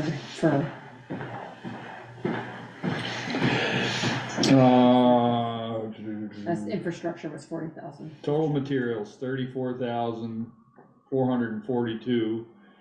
We figured 100,000 for, site work and $3,600 worth of base is $17,000 worth of paving. Now, I don't know if the paving was for the whole thing or just for paving what we were. But if we do it before we pave the whole thing, No, this is down in Jackman. down to Jackman's, fixing what we. Mhm. But I don't know that I'm not 100% sure what those two paving numbers are. Maybe the 17,000 was the extra 4 foot down the side of Pine Street. Does that sound right, Steve? I didn't work with Eric on a cost estimate for that, so he did, I think, work one up, I'm not sure. $17,000 isn't much asphalt though, you know, it's $80 a ton now. Right. Yeah. Well, And Steve, was that, speaking, or Peker, either one chime in here, was that just doing from about, I call it the crest of Pine Street, it's about where Mountain Health's driveway is, headed east, it crowns, you were gonna take all of North Street and Mountain Health's area and put it kind of in the middle towards Jackman Drive somewhere. I think he was only looking at 3, 1, 2. And then what was gonna be west of Mountain Health's, that end of town, that end of Pine Street? I don't Towards, think nothing as far as what he had figured. nothing. Was it in only one area that you had the concerns It with? was a concern from Taylor to, Taylor, Maple to Taylor to North Street. I know, Steve, you and I had talked last summer, was try to get this pavement, so because all of North Street runs right down to Jackman Drives. Yeah, I mean, yeah, and generally speaking, the road today slopes from south to north, you know? You've got some areas that don't, but I think what Eric and I were talking about, if you regrind that, I think a lot of the changes have to do with the overlays. I think in the old days, that's exactly probably what used to happen. And a lot of the overlays have probably changed that to some degree, but I think that's a viable plan for you, and it would deal with a lot of the stormwater, especially at the intersections, with the exception of, gosh, what's the first one? I thought there was some talk, Peker, of between Mountain Health Drive headed west to Liberty is to put one of those plastic tubes in the ground to hold the water. So that's what's already in at Mountain Health. Right. West of Mountain Health, while along. No, at Mountain Health, their drains for Right, their drains their parking lot. parking lot, but I was thinking the runoff from the roof that is I going down. don't think he's got any plans for anything down on You that. get all end. that water that comes down Munsell Avenue, down the Kimball driveway, down Justin Jackman's old place, down through there. This was just for the. Maple to North Street, on Pine Street, all the water. I don't even know if it was Maple. I Well, think like, it's Taylor. more of a sloping I'm of the telling you street. where he got this number from Taylor. Well, I realize that, Jackman but Drive. the water comes from Maple. It could. I mean, the road the water's gonna run down towards Taylor from Maple, which it does now. I think that's what Steve was saying. You regrade the road so it runs where you want it to. Yep, exactly. We put some general drainage arrows on the map, and, you know, I know Eric had a couple of comments, but generally speaking, the concept was to slope everything from south to north. And that's really what the majority of it does today. Mhm. Yeah, I don't think he was looking at dealing with any sort of drainage unless it was surface drainage. Yep. With the exception of, Taylor Avenue to Jackman's. One on each side of Jackman's, and I don't know if he had one at Taylor, or if he was surface draining that to Taylor. What I met with him on was going down across, Jackman's and how we would get there. But I think one each side of Jackman Drive was, the one east of Jackman Drive was gonna take all the water coming from North Street. That street kinda lays towards the west. So it doesn't run down his driveway. Right, Yeah. correct. And the one on the other side was gonna take everything coming from the west, so it didn't run Right, down his driveway. that's what I meant, it was coming from Maple Street, really, Maple and Taylor. I think Peter, he had talked about one on the corner of Liberty as well. I don't know if that was in the estimate. I have no idea. I haven't seen the estimate, so I don't know what. There's one there that works poor to nothing. Yeah, I think he was gonna replace that. That was the. It was a dry well in there, yeah. Yeah. Steve, I really don't know, because we didn't talk any more than when I met with him, we walked Jackman's to see what we thought we needed to do there, and to see what Tim's thoughts were. Right. So other than that, that's, until Eric's here, I can't tell you any more than that. So it sounds like we'll need to table this and take it up another time. Was that, this whole thing thought to be done in 24? So they Well, could the table- idea, if there was support for doing any of this, would be to do it before Pine Street is paved. And then the Right. next, While you were in the bathroom, we talked about not paving Pine Street, because it really slowed the traffic down, so. Yeah, built-in speed bumps that Yeah. happen there now. but this also dovetails with the next, or one of the next agenda items about the use of ARPA funding, and whether ARPA funding, whether select board would want to allocate ARPA funding to cover some of these expenses. That doesn't need to be made tonight. We don't need to decide that. It's partly the timing, because we're budget cycle, budget mode, but also we need to have a fairly good handle of how we want to handle Pine Street going forward this coming fiscal year, and what's included in the overall project, so that we know what we're buying and how we're paying for it.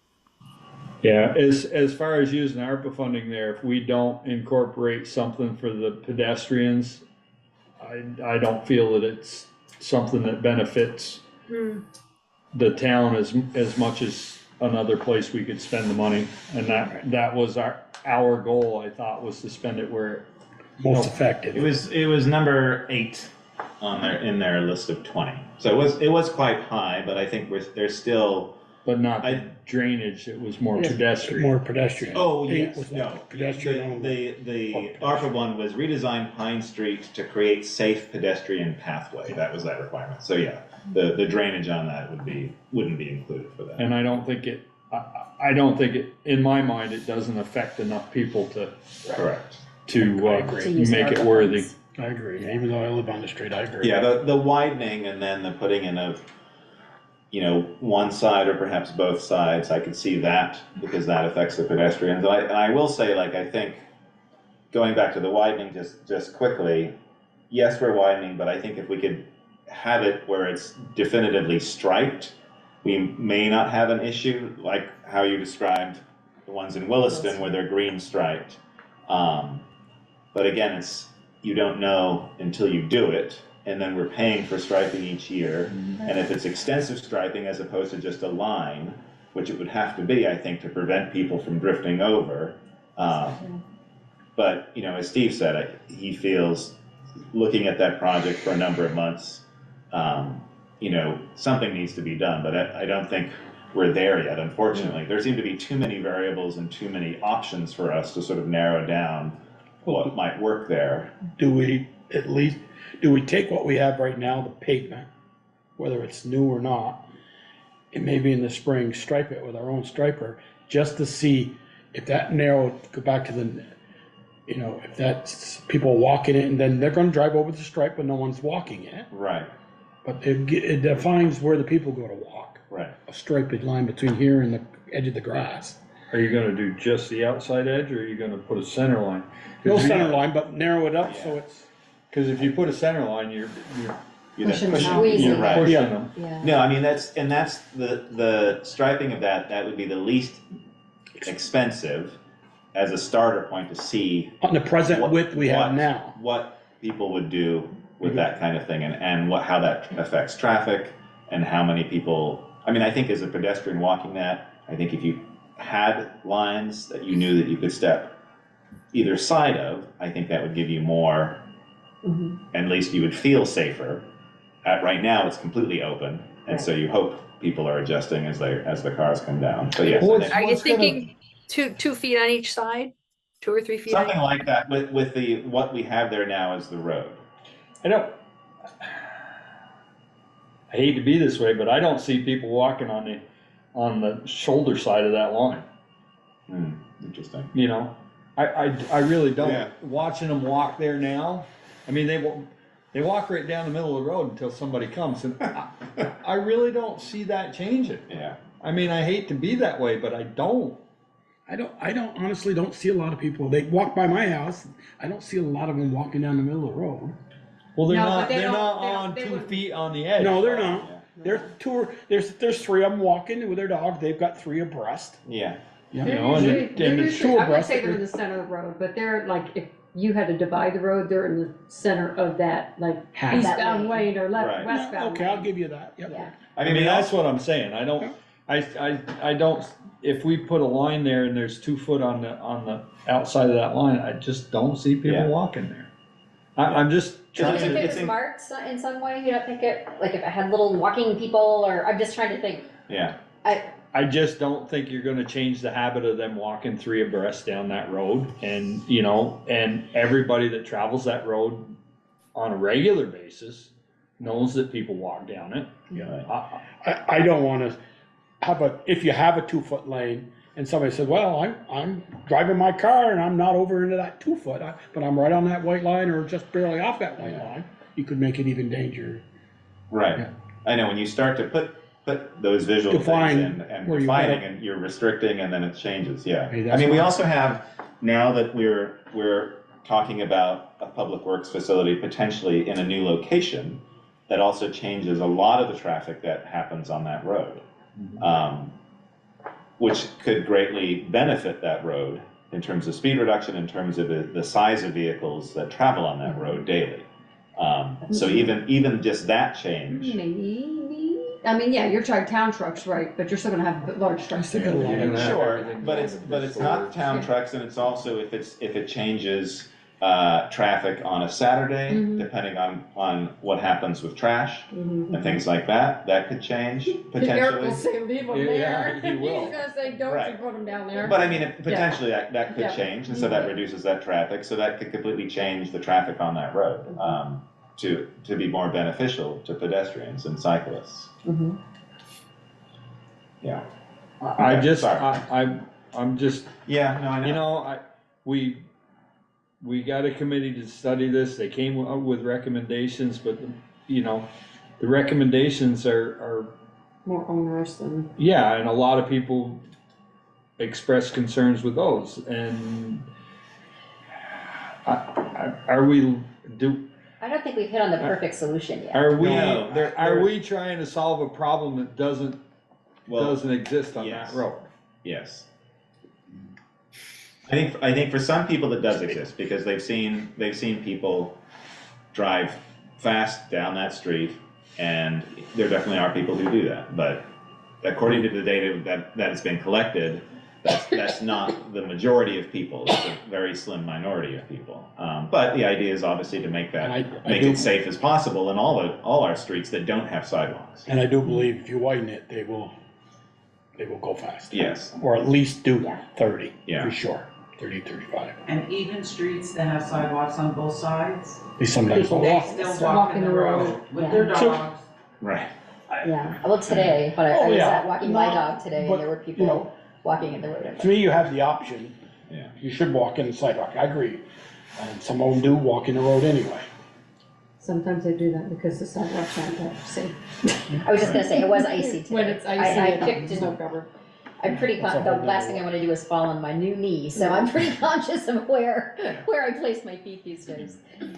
Kind of interesting that when we did the Munsell Avenue new sidewalks scoping study a couple years ago, a lot of the, well, not, maybe not a lot, but a fair amount of public feedback was, why do we need a sidewalk on Munsell Avenue? People don't mind walking in the road. Do something with Pine Street instead. Pine Street's a higher priority. That was a lot of the feedback we got. That's true. That's true. Okay, All right, so that's the time we have allotted for that discussion. Yeah. And again, I just don't think we've hit on the perfect fix yet. So shall I expect that we'll continue the conversation about the drainage at some point? And then, Yes. Yeah, when yeah, I think we Eric's need, on. we need Eric involved. Yeah, the drainage we need to well, Make a we need to decision. deal with the drainage. Right. And I don't wanna see us spend, could be up to $60,000-$70,000 to pave that whole street. And then say, oh, in 25, we're gonna put new drainage in. Right. Cause that street gets paved now, another 15 or 20 years. You before it won't gets- live to see it be paved again. None of us will. No, it's been paved once in 37 years I've been living there, so. Okay. okay, All right, so moving on, number 4, consider Thank you, Steve. selection. Thanks, Steve. Yep, thanks. Thank you, Steve.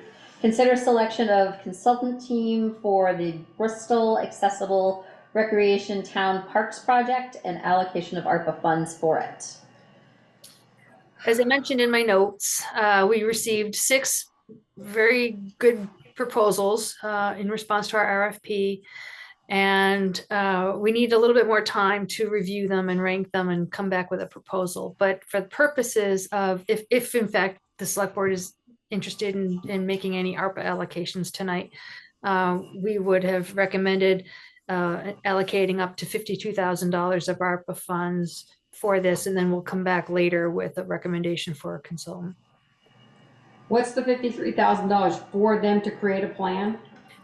A plan for 3 different parks, and the scope is to come up to ultimately, well, in addition to public outreach and engagement, come up with the end product of construction plans that we can put out to bid, so that if and when grant funding becomes available, we will have a shovel-ready project that'll make it more competitive. What construction would we be doing at the parks? Yeah. Making them accessible, handicap It's accessible, just for wheelchair, handicap accessible, well, not handicap, other- wheelchair, Okay. walkers. Yeah, it might people have something to do with the surface material or removing certain barriers or adjustments in slope and some other things, or maybe some of the addition of certain rails in certain locations, that kind of thing. I don't really know. To be honest with you, I have not spent much time with the individual proposals yet. Have we had a lot of people beating our door down, saying, hey, I can't use your parks because I'm in a wheelchair or I'm in a walker? I don't think you're ever gonna get Or that. maybe we kind of won't ever feedback. get them, I don't know, but. I don't think you're I ever mean, gonna we've get got our something. fishing platform that's that, and Yeah, but accessibility to that isn't always that great either. Well, Porter made a presentation to the select board earlier this Right. year about this initiative. And I believe the select board supported it at the time, which is why I put the time and effort in to put the RFP out and get it to this point. So Also, our town, the park on the playground on the green, when we Did we put that just in, lose that became handicap accessible as That well. was good. I mean, What this- did you do, Ian? Is it not I didn't plugged do in? anything.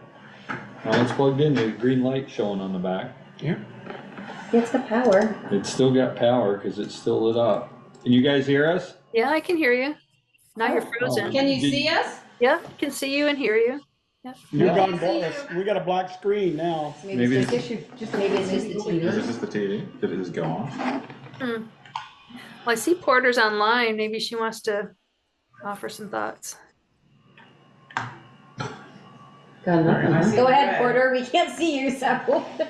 See the red right there. I don't particularly have anything to add, but, as Valerie said, that this RFP is the result of the conversation that was had last fall about moving forward with exploring what it would look like to make these parks more welcoming to people with different mobilities. And the idea was there was ARPA money available and that greater access and accessibility at town parks was one of the ARPA things that came up during those discussions. And so that's where we are now, is to look at RFPs. Yeah, I guess so. Okay, thanks, Porter. Thanks, Porter. So, the way I came up with that $52,000 figure was I just took a quick glance at the cost proposals among those that were submitted without paying attention to whose was what. And that was the highest end, but there were other lower ones. And the objective of this process is to rank and evaluate the technical proposals first, kind of determine the quality, the level of quality that you're striving for, and then you rank it by the cost proposals, because sometimes the lowest cost is not the best option. And sometimes it's worth going with a higher cost if you're going to get a better product out of it. Yeah. We've lost something. The laptop that we're running on, the screen just went off, and we've lost our big screen as well. The Zoom is still running, I assume. Yeah, It's it still is. running. Yeah. It's gotta be, or we wouldn't be We talking wouldn't to be talking about it. Right. Yep. But Val's frozen now. I can see you guys fine through the Oh, there owl. you are, you're back. Yeah, we can't see though, so we've lost, and I worry that if I shut down the computer, it might kick you to the host, Val, perhaps. What to do? Do we have anything else that we have to have visual Just on? Oh, hang on, we're back. No? What was that? We just That jump was back really in. weird. Okay then. Interesting. It Okay, just reappeared magically. Well, maybe we need to get a new computer. nobody touch anything. No. Nobody touched anything. That was very strange. All right, we'll That have was to look into that. Okay. Okay. So you've allocated approximately 53,000 after reviewing. Correct. 6 proposals. And this was number, in the ARPA list, this was number 15. Funding for engineering studies to explore creating handicap accessible trails on town parks, Eagle, Memorial, Coffin, and Sycamore. Coffin. Down at Oh, South Street. Coffin. This Okay. didn't include Coffin. Right. Right. And initially, we didn't have a number for it. I think we plugged in 10,000, or maybe that was myself who did that when we initially put in numbers for this. And then in terms of accessible, the RFP, Sharon, it says navigatable, can't say that word, to be able to be navigated by wheelchair, walker, stroller, or person walking with a cane, which a number of those parks don't have any ability to do that. Would part of this study, Valerie, I think I could get behind it if part of this study would give us, you said it's gonna take those proposals and say, okay, Sycamore's gonna look like this and Eagle Park's gonna look like that. Give us a cost estimate for maintenance down the road, because that's gonna have to be applied somewhere. Oh, sure. I would expect. Right now, we put, I hate to say it, but we don't put a lot of money into our parks for maintenance, other things. I mean, we've rebuilt Eagle Park about 4 times, the fishing platform, 3 times, I think.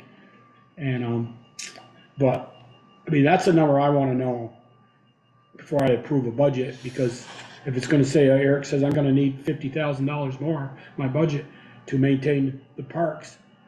We can include that as part of the scope. I mean, I don't think it was specifically called out in the RFP, but I think it's reasonable to include that going forward with whoever, if we go forward, with whoever we hire, and going through that whole process. And it's a pretty typical element to include.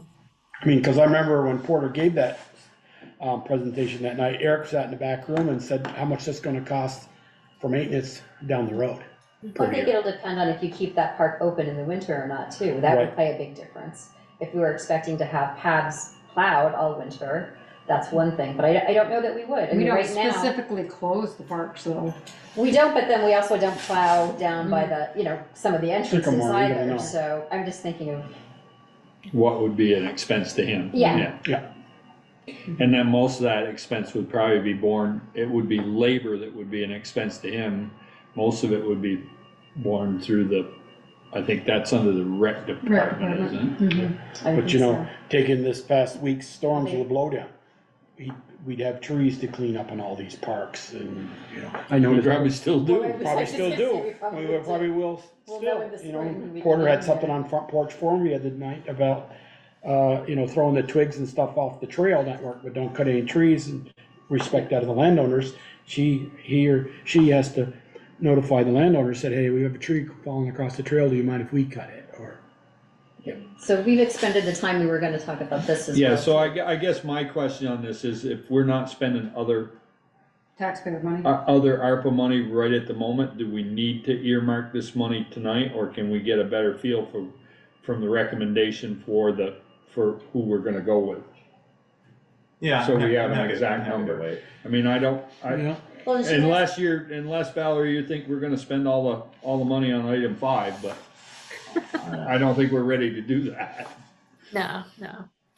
And I don't see a problem with making the decision when we have an actual proposal. Okay. I would prefer that. okay. That makes sense. That makes sense. Okay. Moving on to number 5, review status of ARPA funding and other potential allocations. I think we can probably table this too, since we've tabled the Pine Street and this topic. I don't really have anything else in the wings. I have one, so I can give an update. So we have, so far we've spent or we've allocated 815,065 for various projects. Some of those include the grant writing position, Turning Point Center, the skate park renovations, the rescue squad equipment upgrades, the elevator in the Masonic Hall, Wren's Nest support, the Willow Well Foundation, bus for the Recreation Department, upgraded sound system for use by the town and 4th of July committee, open door clinic, and the mental health and social worker position. You got kinda nervous there. Because it was flashing and the laptop's going again. So that's where those funds have gone. Out of our 1.1 million, we've got about 333,000 left. She's got 279. Where's your 279? Oh, Well, she's got Harvey's 53 on out, for she already the- took that. Yeah. 53 for the accessible, so Um, it's 330. So that's what we're looking at. Looking at that, because we're trying to go through the list that was presented to us by the ARPA committee and where those fall, and we're obviously trying to hit higher number items that were prioritized for us. Looking at that list, number 4 was air conditioning and heat pumps for Holly Hall, and that's something that we sort of need to have more exploratory work done to see if that's actually even feasible. We are having the resilience and the MERP, is that right? Yeah.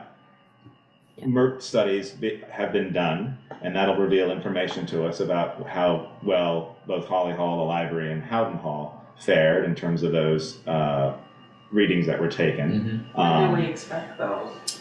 I don't know. We'd have to reach out to the Energy Committee. Maybe Richard Boots would know a little bit more about that. But yeah, number 4 was air conditioning.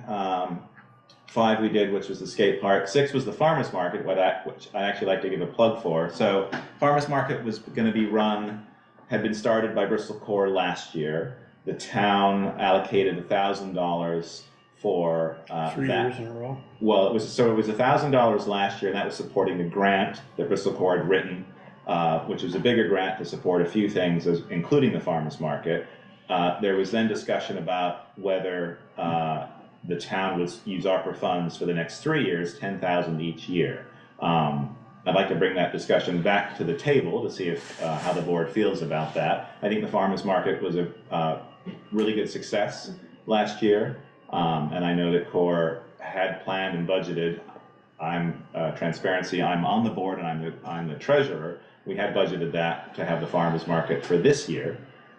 So I'd like to put that, and I don't know if it's tonight or if we put it on the agenda as a separate item, but it would be nice if the board is still wanting to support the farmers market, whether we'd be able to get that allocation. What does the What is- 10,000 go yeah. for? I mean, what do you have to pay? Just in terms of running, we pay various people, certain vendors that came in, and then support for musicians. Musicians were a large part of that as well.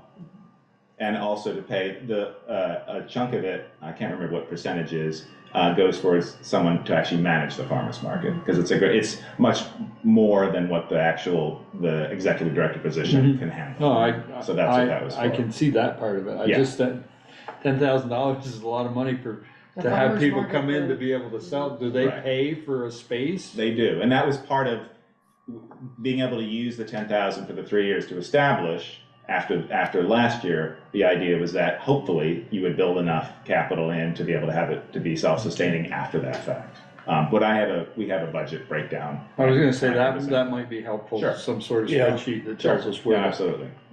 Yeah, so maybe I'd put it on the agenda for another time when we Yeah, have right. this look Yeah, at the agenda. Cora started to look at it now, but it's obviously the money isn't needed immediately, but it would be nice. We budgeted that in. So farmers market, one of the big things that, again, we're still looking at is the outdoor meeting in the classroom space at Lawrence Memorial Library. Not a lot of movement on that just because of physical things. Limitations. Limitations mainly to do with the septic system and the land that's there. So a bunch of different things happening. I don't know, Val, if you have anything else to add to that. For that particular project, No, sorry, just for the ARPA in general. well, as I've mentioned before, and I did in my notes, I think, given all the capital projects, I think, whatever balance we have, really should go into the capital roads fund. That's my recommendation. The balance of the ARPA funds. Correct. Mhm. Yeah. The So ultimate that final affects the balance. most, because if it doesn't go there, it's gonna be spent somewhere else, and the capital needs for the roads are still gonna be there, and everybody's gotta pay that in March or September, when they pay their taxes, September and You April. don't even know when you pay your taxes. Well, I do. Gee, November. must be November. Star pays them. We get the bill in September, and Well, for example, we have over $300,000 gap on Lincoln Road, just that one project. And that serves a lot of people. So that's just one thought. Porter's smiling and unmuted. She's got something to say. Porter. I think the ARPA committee would be willing to consider, if there's money left over after these goals are met, but I feel like it's premature because the ARPA money was, I know that it's all in the, Bristol's account now, but we were following the guidelines that it needed to be committed by the end of 2024 and expended by the end of 2026. So I feel like you guys have done a terrific job so far on really methodically moving through the list and doing, the things that you could. And there's a couple ones which are a little more sticky. And I would really like to encourage the select board to just sit tight on this remaining couple $100,000 and work on the sticky projects to try to spend the money in the way that the ARPA money was recommended to be spent and that the ARPA committee worked really hard to recommend that it be spent, which is in as much as possible ways that will have a long lasting effect for the future of the town, not things that are ephemeral or that are going to be an ongoing part of the budget as much as possible. Things that would serve the broadest number of people or the broadest range of demographics, and things that might leverage additional resources to the community. So if there's money left over and you've done everything you could possibly do to fund the projects that were on at least this list of 20, committee was hoping you would move on to the later projects in the next 20, which were all also still supported by a lot of community members, rather than just put it into the coffers. But at the very least, if we could wait until you've made as much progress as you can, because I know we're still waiting on some of the EV charger stuff and the bus shelters, and the library one, and I feel like there's a lot of stuff still out there. So if you could hold off, I would really love to see that. And if not, I would hope that the ARPA committee would have an opportunity to weigh in. So, I try to come to these meetings, but not everybody does. So. Yeah. Thanks, Kurt. Thank you, Porter.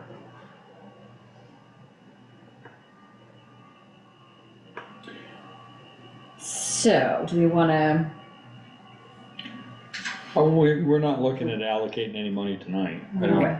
No. No, I just wanted to give an overview. No, let's, Okay. so we know where we are. Yeah. All right. Yeah. Are we ready for select board roundtable? Yes. Okay. Ian, I'm good, thanks. Michelle, Val, if you wanna send me the email contact for Rick State to deal with the lights on the damn bridges, because Yes. there's only 2 lights left on the south bridge. Yeah, I mean, I've emailed them a couple times, I just can't find the email address, so I'll email them. that's crazy. But it's like, really, you guys wanted the lights? Yeah, well, they, Fix 'em. like I told you, the commissioner, when I worked with him one day doing culverts, that was their thing, they were gonna go out and work with all the crews, and I got to work with them, in Cornwall, putting in a culvert, and, had a chance to talk to him, and he's like, you guys wanted those lights. I said, we didn't have anything to do with those lights being on those bridges. That was Was you. something that you did to make it look like our downtown. So make them work. Anything thanks, else? Michelle. I see those lights flickering or off each Well, that night. one flickers, it flickers occasionally and then it's off. Right, For a right. couple days, then it flickers occasionally, and that's off for days. Runs out of wax, it's a candle. It's like, Do we just need Eric to go in and screw some new bulbs in there or No, something? that one I think is an electrical issue. Yeah. Anything else, Michelle? No, that's all I got. Peeker? I'm good.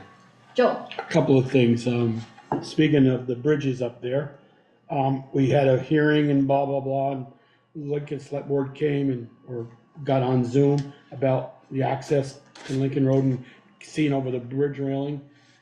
And we were all told by the experts, oh, you can't raise that road on the Lincoln Road to pitch into 116 because the water run in it. Well, what did they just do out in East Street and Sawyer Road here on 17? Those both roads pitch towards 17. That's a thought I had. Why can't we just raise that road? If they don't want to seem to take the railing down one rail to improve that. And then Valerie, have the railings been gone? Speaking of railings, have the railings been pulled on Eagle Park yet? No. Where we are with that, I had a Zoom meeting with Doc Doctors, the fellow there, and Roy, and he had some interesting insights to share, and some concerns about the original thinking of removing the rails and pulling them off and then installing them at the other end of the pathway towards the parking lot. That instead, to remove them, but store them right at the platform itself, right there, because he's concerned that by removing the rails completely, and with the platform with no rails, that they could open up some liability, either for the town or the company or both, if somebody got injured, and that instead So by. you're- Go ahead, I'm sorry, I interrupt, go ahead. I'm So sorry. by storing them at the landward side of the platform, as it's creating a physical barrier to getting on the platform, and they're heavy too. They're over 200 pounds each, and so it's not a simple thing to just unbolt them and hoist them away. That it would be better. So he's coming up. He's going to present a proposal to me and Roy. I'm not sure when we're going to get it, but he's got some ideas about how to do that. And we could still, the posts have been installed at the other end of the path. And we can still use those posts to put a chain link across it and say the facility closed kind of thing, to further deter people from going to the path, to the platform. But so he recommends taking the rails up from around the square, the platform, and putting them on the bank side Yeah, and standing them up or laying them down or what? I'm not sure. He's going to give us a proposal. April's coming here pretty soon and, the logs come down through there again and we get it washed out and Right. there's gonna be a few on the board. I don't think gonna be very happy. Well, he They all- said they can be ones- unbolted right now. They're unboltable. But the thinking had been to redesign them so that they fit into a sleeve, but they would still need to be bolted into the sleeve. So he said, no matter what you do, you're still gonna have to unbolt them. So they're there now. They're up now. Yeah. But those are the ones that were originally there. They Right. haven't changed They haven't them. done Oh, anything to Yeah, them. those are. okay. Yeah, those are the original ones. They haven't been replaced. Okay, all right. And was, Peter, you'll know more, because the highway liaison, Is Eric thought about renting a chipper this spring to chip all these? He hasn't, He hasn't, he hasn't said anything yet.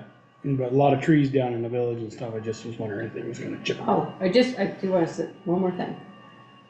We were talking about that tree on Church Street last week, the next day I went by, sergeants were there taking it down. Yeah, they were there the other night. It's like, I texted Eric, I said, oh, I said, they must have heard us talking, and he said, oh, they're there now, and I said, oh, you didn't know? He said, nope, but I'm glad. Yeah, that's all I had. I don't have anything other than to say thank you to the fire department and our police department and their town crew with all the work they did in these storms. It was remarkable I saw them out all hours going past my place in the village, so I know they were out.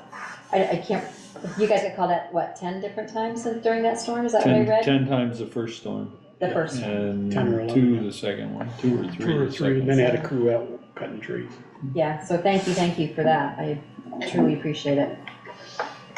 That, And I really Yes. honestly think the wind was stronger Saturday morning than it was Thursday. It was wasn't here. Sustained. It was here, up to my house it wasn't. Yeah, Peter said it didn't blow it all up. Because when I came down for the call, it was like, holy smoke. I mean, it was gusting up at our house, but it was like short, really high bursts, and then it would calm down, and then short, really high bursts, and then calm yeah, down. my little house was shaking. It was a little House scary. Our house made some noises we never Like heard the of wizard, make. the house began to twitch. So, under other business, we said we would talk about storm repair for the cemeteries. Yeah, I don't know what to offer about that. I did, I observed some of the trees that fell the first time around, and I'm aware that more tree limbs fell the second time around at the Greenwood Cemetery. Not tree limbs, trees. Trees. Trees and tree limbs, right. I think that committee will probably meet and talk about that and probably bring it To the to board. us perhaps. Right. I saw Mike, talked to Mike Brown. this Is morning that- about I was thinking about that. Is that an insurance thing? I mean, it damaged, up to Barney, it damaged stones. Yeah. And I It don't know. depends on if we have an exclusion for natural disasters. Oh, okay. And I did see on Front Porch Forum a picture of the Greenwood Cemetery, and someone commented, where do I get involved? Because my company is a tree company, and I have family buried there. And I did see that on Front Porch Forum. Oh, I Somebody, And not Front Porch Forum, excuse me, Facebook. I did Oh. see that on What is that? Facebook. Somebody said, I have family buried there, and I have a tree company, I'd like to get involved.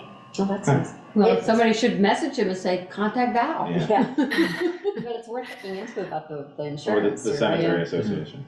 So far, the only thing I've been able to advise folks to do is to report it to 211, and the folks at 211 might have some resources to direct people to. The Greenwood Cemetery would not be covered under the town's insurance in any way. And from our experience with VLCT insurance, they generally don't insure any park type structures, any land related stuff. They insure structures and contents of structures, but not stuff on the ground It's a structure. or under the ground. A crypt is a structure. Right. So, Okay. Contents We're not would be our- asking them to bring the people under the ground back, just fix their stones. I yeah, think the contents covered. That would be a could stretch. Yeah. Okay. And Okay. the firehouse, that's all, Brett's working on all that. yeah, Yeah. insurance. Yeah. He's got a quote. I don't know that the quotes have required select board approval in the past. Not if it's No. an insurance That's claim. insurance claim. Okay. No. Yeah. And you said that you lost slate here, Yeah, so that would be an insurance claim, right? Mhm. if you can get some slate. We'll have to get somebody to come, whether it's Rooster or somebody to come and look at it. Yeah, I would ask Rooster, Rooster Rooster, that's Construction, yeah. because they did it before, and if he's got time to come and look at it. Chris says there's a pile out here, I didn't. Yeah, I heard him say that Saturday night. Yeah. Wow. Okay. Well, I expect the next meeting, next Monday, will be very robust with budget information. Yeah, next Okay. Monday is also the unified regs. Have Right, you, did they meet this No, past They're Tuesday? Tomorrow. meeting this week. This tomorrow week, night. okay. Okay. it'll be interesting. There Yes. was- And I just, speaking of that, I would, maybe Ian, are you going to that meeting tomorrow night? I have a bus run, I can't. Maybe. I gotta look at my- I'd like to get a clarification that Peter and I have been asking about the business yard. Okay, I asked Chris about it. I said, so is a business yard in a 5-acre zone, the biggest garage they could build is a 2,000 square feet? No, No. 5,000. Or 5,000, because I asked Chris that question, it's the primary structure. It's the If they primary call it a structure. primary structure, You then can build bigger. you can Yes. build bigger. But up there, the one on the Notch Road, is if the house and the business yard are on a 5-acre zone, the house is the primary structure, Correct. then what can he build? Only 2,000? 5,000.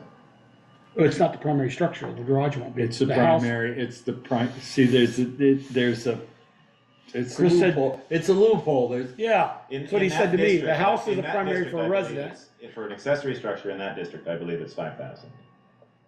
In other areas, well, I think the business yard for both the commercial area and RA 5 is 5,000. 5,000, yeah. Cause I was thinking, if you got 2 buildings on a 5-acre lot, and you got, one of them is the house is the primary, Yeah. and then everything, if you no, have the it other one is the primary, for business. yes. I That's thought where that the was, business takes place. Yeah, I thought that was kind I of, mean, it's a loophole, but it's there. there. I'd like to see if that meant what they mean by that, Yeah, I'll that see. definition. Yeah, I'm not sure if they're gonna talk about that, but we can see. Okay, Okay. Yeah, cause that wasn't one of the changes. Yeah, it wasn't. They can't, I mean, They can't add something. No, it wasn't. No, they that can't. was part of it. technically add Yeah. something, they can kind of correct something or fix something Is that that we what might they have meant to done say? wrong, Yeah. like we put in. Somebody a builds a footprint, house on you their never 5 know. acres. We did have a brief executive session, but I actually don't see it on this agenda, Val. Can we do anything about that? We can add one if you feel it's necessary. I do think it's necessary. You want to make that motion? Are we done? Yes, I think so. I make a motion, we enter into executive session to discuss Personnel. matters per 1 VSA section 313. Thank you. All those in favor? Aye. Anyone opposed? Didn't think so. Bye, Okay. Jill. Bye, Thank you, Jill. everyone. Thanks, Jill. Thanks, Good night, Jill. Jimmy. Good to see you, Jay.